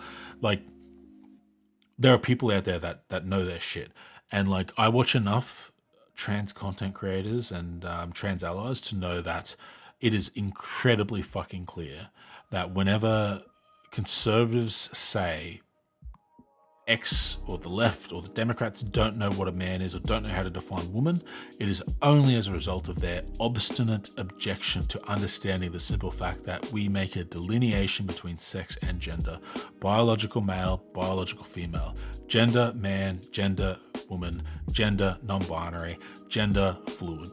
Like, it is super fucking easy, right? There are categories that talk about different things. There is a biological category that describes a biological measurement of characteristics, and there is a cultural or a social category that describes how we interact interpersonally and with ourselves in society. It is so fucking easy, and it is the fact that they don't even discuss this issue within that framework, like, that's what really makes me frustrated, because like, it is so easy on their definition of what it is to be trans or not trans to debunk it, because we just have to say, well, you know, you're talking about biology and then you're using gender terms. We have made a distinction here, and we want to talk about the social utility on actually accepting people that are trans versus the social utility of enforcing binary biological genders. And the social utility is that people are less likely to harm themselves, are more likely to have fulfilling lives if we acknowledge and we affirm their gender identity. That seems good to me. Now, when you say I reject that, and that leads to situations where people do harm themselves and do lead less fulfilling lives, that seems bad to me. Why do you think that's important? Oh, you say it's because women are women? Okay, so in my example, when trans people are affirmed and they are, you know, better integrated into society, are women hurt by that? The answer is no. So, even on your terms, I'm right. On my terms, you're incoherent. But God help me if we can't ever get to that point. From girls in sports by allowing transgender athletes who until recently identified as men and who clearly have a biological advantage. The sport argument on the trans issue is such a brain-dead argument as well, because here's the issue, right? Trans people in sport, tiny part of social outcomes. Trans people in society, huge relative to trans people in sport, tiny. So why are we letting this one niggling concern about biological advantages in sport dictate the conversation broadly about trans people and whether or not they are in fact women or should be recognized as women? It is another incoherent point that doesn't make any sense. And on top of that, it's a complete farce anyway, because there are very few sports that actually categorize people by who has biological advantages. Because I can tell you what, if we were to get into a wrestling match and I was going against some men versus other men, depending on where those men were from and what the build of those men were, one of us would have a biological advantage over the other. Wrestling, I guess they do separate it into weight categories and stuff, but hey, better example, basketball. I have a biological advantage of being, just under 6'4". But that is not a concern. We still let skill separate people out when it comes to basketball. So it's not like sports don't have tools to address the issue, but we don't even talk about the issue because all we do is go, trans people in sports, therefore they must not be women. I feel like you're having two different discussions and you're using one to dictate the outcome of the other, and I'm talking about this subject too long. Like I said, it's there's a lot of good people that talk about being this a stuff. man to compete against women. Now, behind the scenes, Oh, and let's not forget all the women that get accused of being trans, despite the fact that they're biologically female as well as having their gender identify as being a woman, and they get accused of not being a woman because of their trans fear, and they get treated like shit in sport as well. So it's not really about supporting women, it's more about being cruel to trans people. behind the curtain, the Biden administration is quietly trying to change Title IX through a backdoor rule change that would actually remove women and biological sex from the Title IX statute. Now, if you remember, Title IX was passed specifically out of a recognition of the difference in the biological sex between men and women. Why is it racism if we acknowledge the material differences between the circumstances of people of one race or another race? Because that was a critique earlier, right? That it's racism for the Biden administration to acknowledge the fact that there are different challenges depending on, where you're at, and where you're at can be a function of your heritage, right? That's racism. But if there's a Title IX provision to identify that there are challenges specific to women and seek to remedy those changes, that must be protected at the expense of women, trans women, but women. Like, that's interesting. Like, I actually think that's pretty interesting. I think there's a inconsistency there where one is okay, but the other's not okay. And it's the group that she's a part of that she's more interested in protecting. But anyway. And by recognizing that difference in the biological sex, providing opportunities and fairness and a level playing field for women and girls. The Biden administration's action now to take away women and biological sex from that definition of Title IX is absolutely taking away opportunities for millions of young girls and women across the country. I'm very curious, what is the biological impediments to women that Title IX addresses? I'm going to go out on a limb and I'm going to guess that it's not a biological impediment that Title IX addresses. It is a social impediment that Title IX addresses. Bold take for someone that doesn't even know what Title IX addresses. USA. Title IX.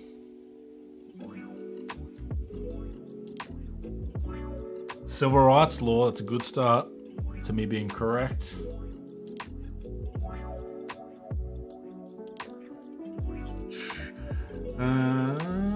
Education prohibits sex-based discrimination on any school or any other education program that receives funding from the federal government. Can we get a TLDR? I want a next. Nope. Wait, is this title? Is that all Title IX is? It's just been added into a code.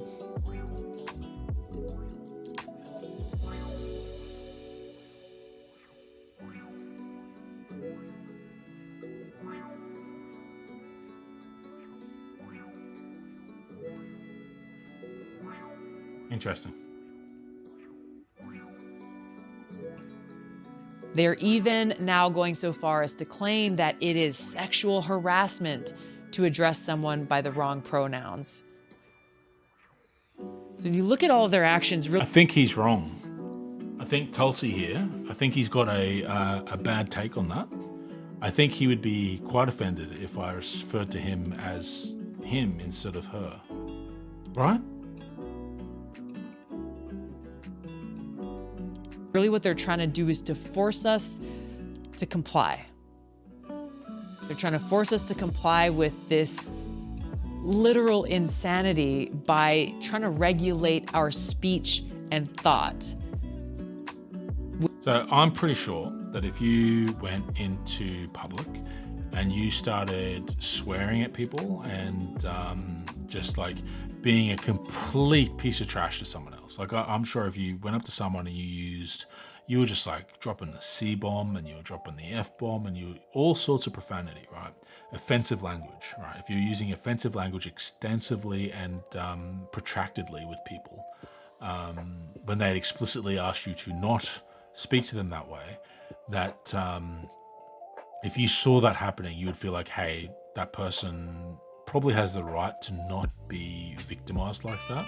And it's the same with pronouns. Like, this is such a weird hill for people to die on. Like, it's that Jordan Peterson bit when he claimed, I will go to jail before you tell me what to say. Or like when he was having that breakdown when he first sort of popped off, where he was so concerned that his speech was being controlled by the government because they were like, hey, if you treat someone like shit and refuse to use their preferred pronouns, then we might do something about it, which wasn't true. It was actually false.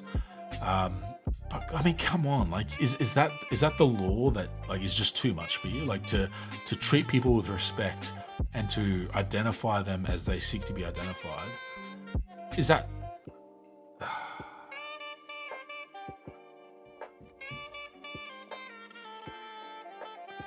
Why do you care? Like, why do you care? Like, I would care about speech being, like, infringed upon if, like, there was a law saying, hey, you can't say the government's doing a bad job, right? That's important. Or, you know, you can't criticize a business, or you can't publish stories about public figures. Like, there's valuable speech there, but, like, hey, if you're talking to someone, just use their pronouns, man. Come on, like, fucking hell. With the threat of punishment if we don't comply. By denying that there are biological differences between men and women. No one does that. They're erasing women. No one and does denying the existence of objective truth. No one does that. This is really the bigger issue here. Because if one denies the existence of truth, then there is zero trans ideology that involves the denial of the existence of truth. It seeks to acknowledge the existence of social constructs under which we are malleable, exist on a spectrum, and can elect to live our lives in whatever way we see fit. no boundaries. There are no limits in our society. And really what happens then is the truth becomes whatever those in power want it to be. This is literally like if the gays can get married, animals are next. That's all this is. Like, it's the exact same. It's a common outcome, I think, of like a lot of the content I do watch, where like there's a lot of really strong mirroring between like how sort of the bigoted conservative media and politicians demonized gay people. They lost that fight, and so now they're moving on to trans people, and then they're just using the same attacks, the same playbook, and hopefully that means we know how to deal with it and we can disarm it. And that's exactly what we are seeing happen in our society, in this country today. Oh no, I have to talk to a woman and call a woman a she, her. Oh my God, it's terrible. Today's Democratic Party is undermining families. Now, You know what undermines family? What undermines family is the nuclear family structure that atomizes relationships past the mother, father, and child, and creates alienated people that don't have any social cohesion with their extended family, which is the natural and the far more common format where people existed as a village and had stronger connections with those people around them. That's the real attack on family. Not to mention people's chosen family, where they choose the people for whom they care very deeply about and share their lives with. Because that's also demonized by conservatives, where they will reject any type of connection that doesn't exist as that very narrow one man, one woman, and children. Families are the bedrock of civilization. Today's Democratic Party does not recognize this. Wait, nuclear family is like an industrial thing. Like the bedrock of civilization is the fucking like tribal / village dynamic. Like, come on. Truth and the importance of this central foundational role that families play in our society and civilization. And because they don't recognize this truth, they want to strip away the rights of parents to raise their kids, claiming, hey, we in the government know what's better for you and your children and your family. That has never happened. Not a single person in the government has ever said we know better than the parents what's good for their children and their family. Better than you do. Former Democratic governor of Virginia, Terry McAuliffe, said last year, there is no role for parents in determining a school's curriculum. Parents don't get a say. That's true, because a school's curriculum is about teaching children facts. It's about teaching children the curriculum of things like maths, science, social sciences, physical education, history, like computer science. Like, do you really want fucking elder millennials trying to teach their kids how to use their computers? Like, I'm an elder millennial, and I tell you what, like, millennials are only half of the millennials have half an idea on computers, right? They are nowhere near as technologically advanced as like some of them like to believe that they are, right? So yes, curriculum absolutely should be dictated by the school, by the Board of Education, by whatever it is in your particular country that overlooks the school curriculums. The fact that this is being taken out of context to suggest that the governor was saying, hey, parents don't know what's good for their kids, we'll tell them what's good for their kids, when in reality it's like, hey, no parent has the capacity or ability to vet the educational syllabus of English, maths, science, social science, physical education, home economics, metal shop, wood shop, whatever. Like, no, it's ridiculous to even like presume that that would be preferable.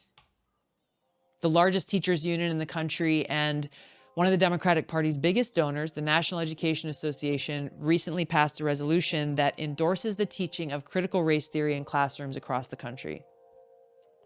Public school... Never seen critical race theory actually defined correctly by a conservative.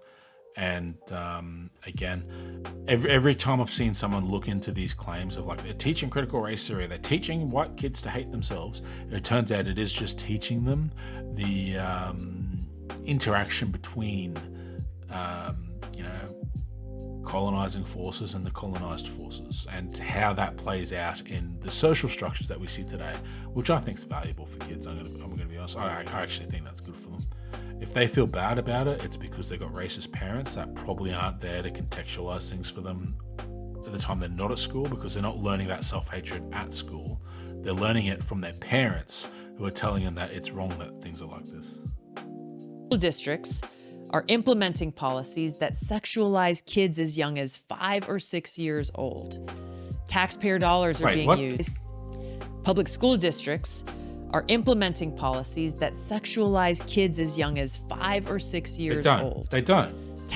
It doesn't even make sense. Like, they're sexualizing kids. Like, no, they don't. Like, this is more. This is like when she said the Ministry of Truth. She's hinting at something without saying it. So you can't actually debunk what she's saying, because you can't go to it and say, well, look, this is what you said and it's wrong.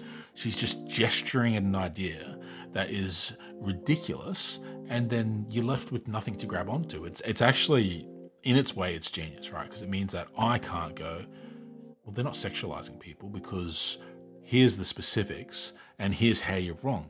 Because there's no specifics. All I can say is they're not. And she can go, well, you must be a pedophile if you think that's not what's happening.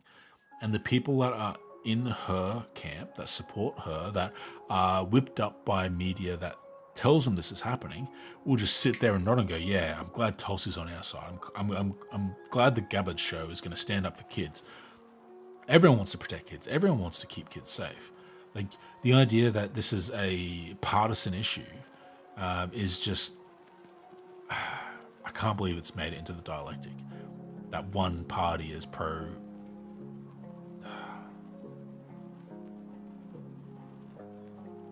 But that's the thing. Like, she could be talking about anything. She could be talking about drag queen story time. She could be talking about, like, people that are explaining, or, she could be talking about the Don't Say Gay bill, where teachers were no longer able to, state that they were in a same-sex relationship because that is considered inappropriate for kids. Like, it could be any number of things that she's talking about, but like, because she doesn't define it, you can't grab onto it and shake it to show her that it's not real. And I see it all the time. Like, we saw it in the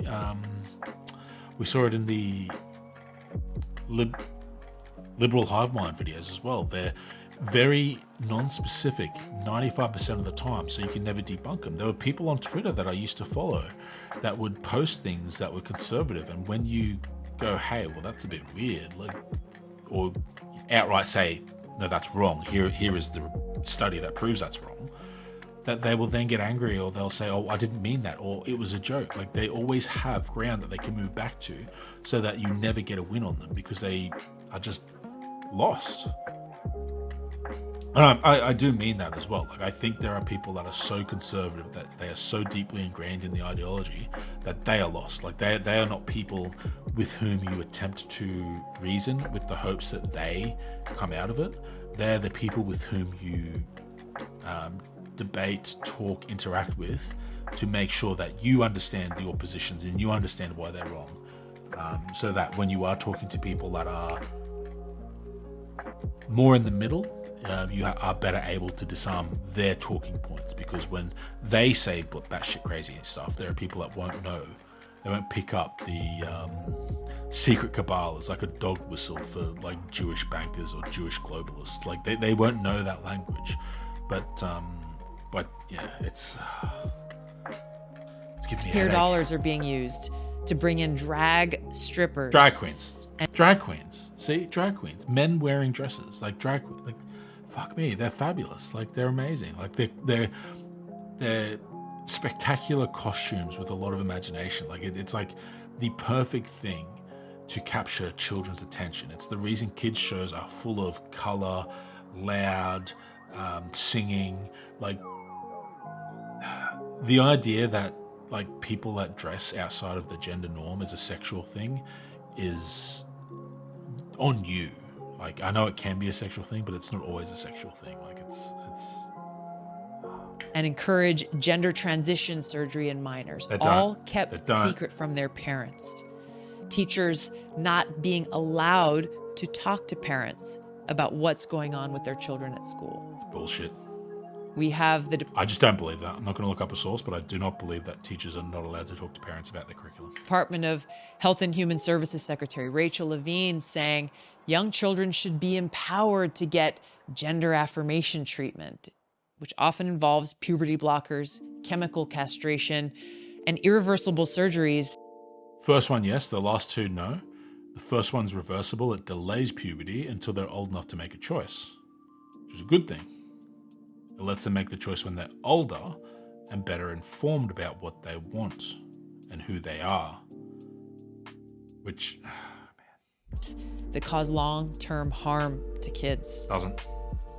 Now here's the thing, if parents don't comply, the federal government threatens to bring in child protective services, get them involved, it doesn't. And take your kids away.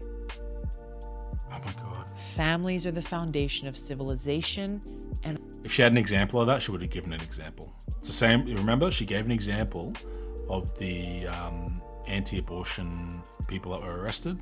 Couldn't give an example of a parent being reported to CPS just for not allowing their kid to transition. In our society. And today's Democratic Party's policies are very quickly eroding that foundation to the detriment of us all. Now, I've said a lot of things here today. All I've wrong. Briefly outlined many of the serious challenges and problems that we're facing. And I'm going to be going into more depth on each of these because they deserve that time and attention as we go forward in the coming weeks. God, everyone can make a podcast these days, can't they? As we end our show today, I don't want to leave you feeling hopeless. Let's remember the vision that our founders had for this country. Fearmonger, the ideals fearmonger, they set fearmonger. forth. I believe in a government that is of the people, by the people, and for the people. Unfortunately, today's Democratic Party does not. Is it going to be the Republican Party that gerrymanders the shit out of everything to ensure that the people don't get a genuine vote? Instead, they stand for a government of, by, and for the powerful elite. So as we remember the ideals our founders laid out for us, let's draw inspiration from their hopes for us, their hopes for this country and our potential. And let's take action to bring about that change in our communities, in our states, and in this country, so that we truly have a government that is of, by, and for the people. So today, I'm calling on my fellow common sense, independent-minded Democrats to join me in taking action. Join me in leaving the Democratic Party. If you can no longer stomach the direction that this so-called woke Democratic Party ideologues are taking this country, I invite you to join me.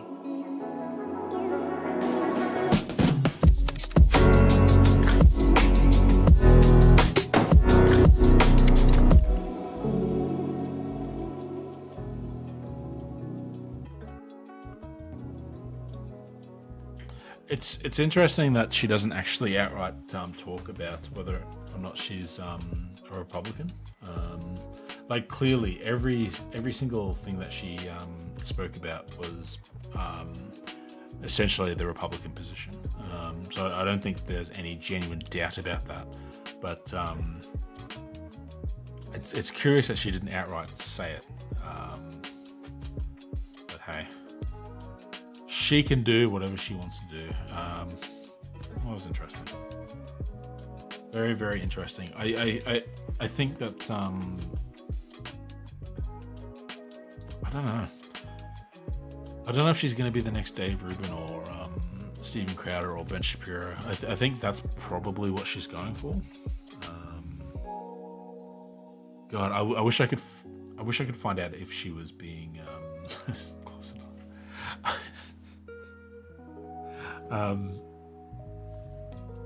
It would be good to know if she's being like funded, you know, like because a lot of them are funded. Like PragerU's funded, Ben Shapiro's funded, Dave Rubin's funded, Steven Crowder's funded. Like that, you know, unironically, like it's the conservative positions that are funded by the elite because it keeps them in power, because it keeps workers in check. But hey. Why let the truth get in the way of a good old political divide? Take people from the Democrats. So, we're going to leave it there. That was a longer stream than I thought. My earphones are buzzing again. I got to figure out a way to fix them. Thanks, Linda and Gary, for hanging out. Thank you to anyone else that dropped in. Hope you guys enjoyed. Hey, was it 2 weeks in a row? Or was it been 2 weeks since I played, streamed? I don't know. Tulsi does have a lot of charisma, just from that. And I'm not going to lie, pretty privilege is a thing, and it may provide her opportunities. But yeah. Anyway. I'll try to be back again in the next week or two. We'll try and do this semi-frequently. I'm going to try and get some of these out as clips, and we'll see how much I can scavenge from my ramblings. But have a good rest of the day / evening / whatever it is. I'll see you next time. If not around on Twitter. Where is my...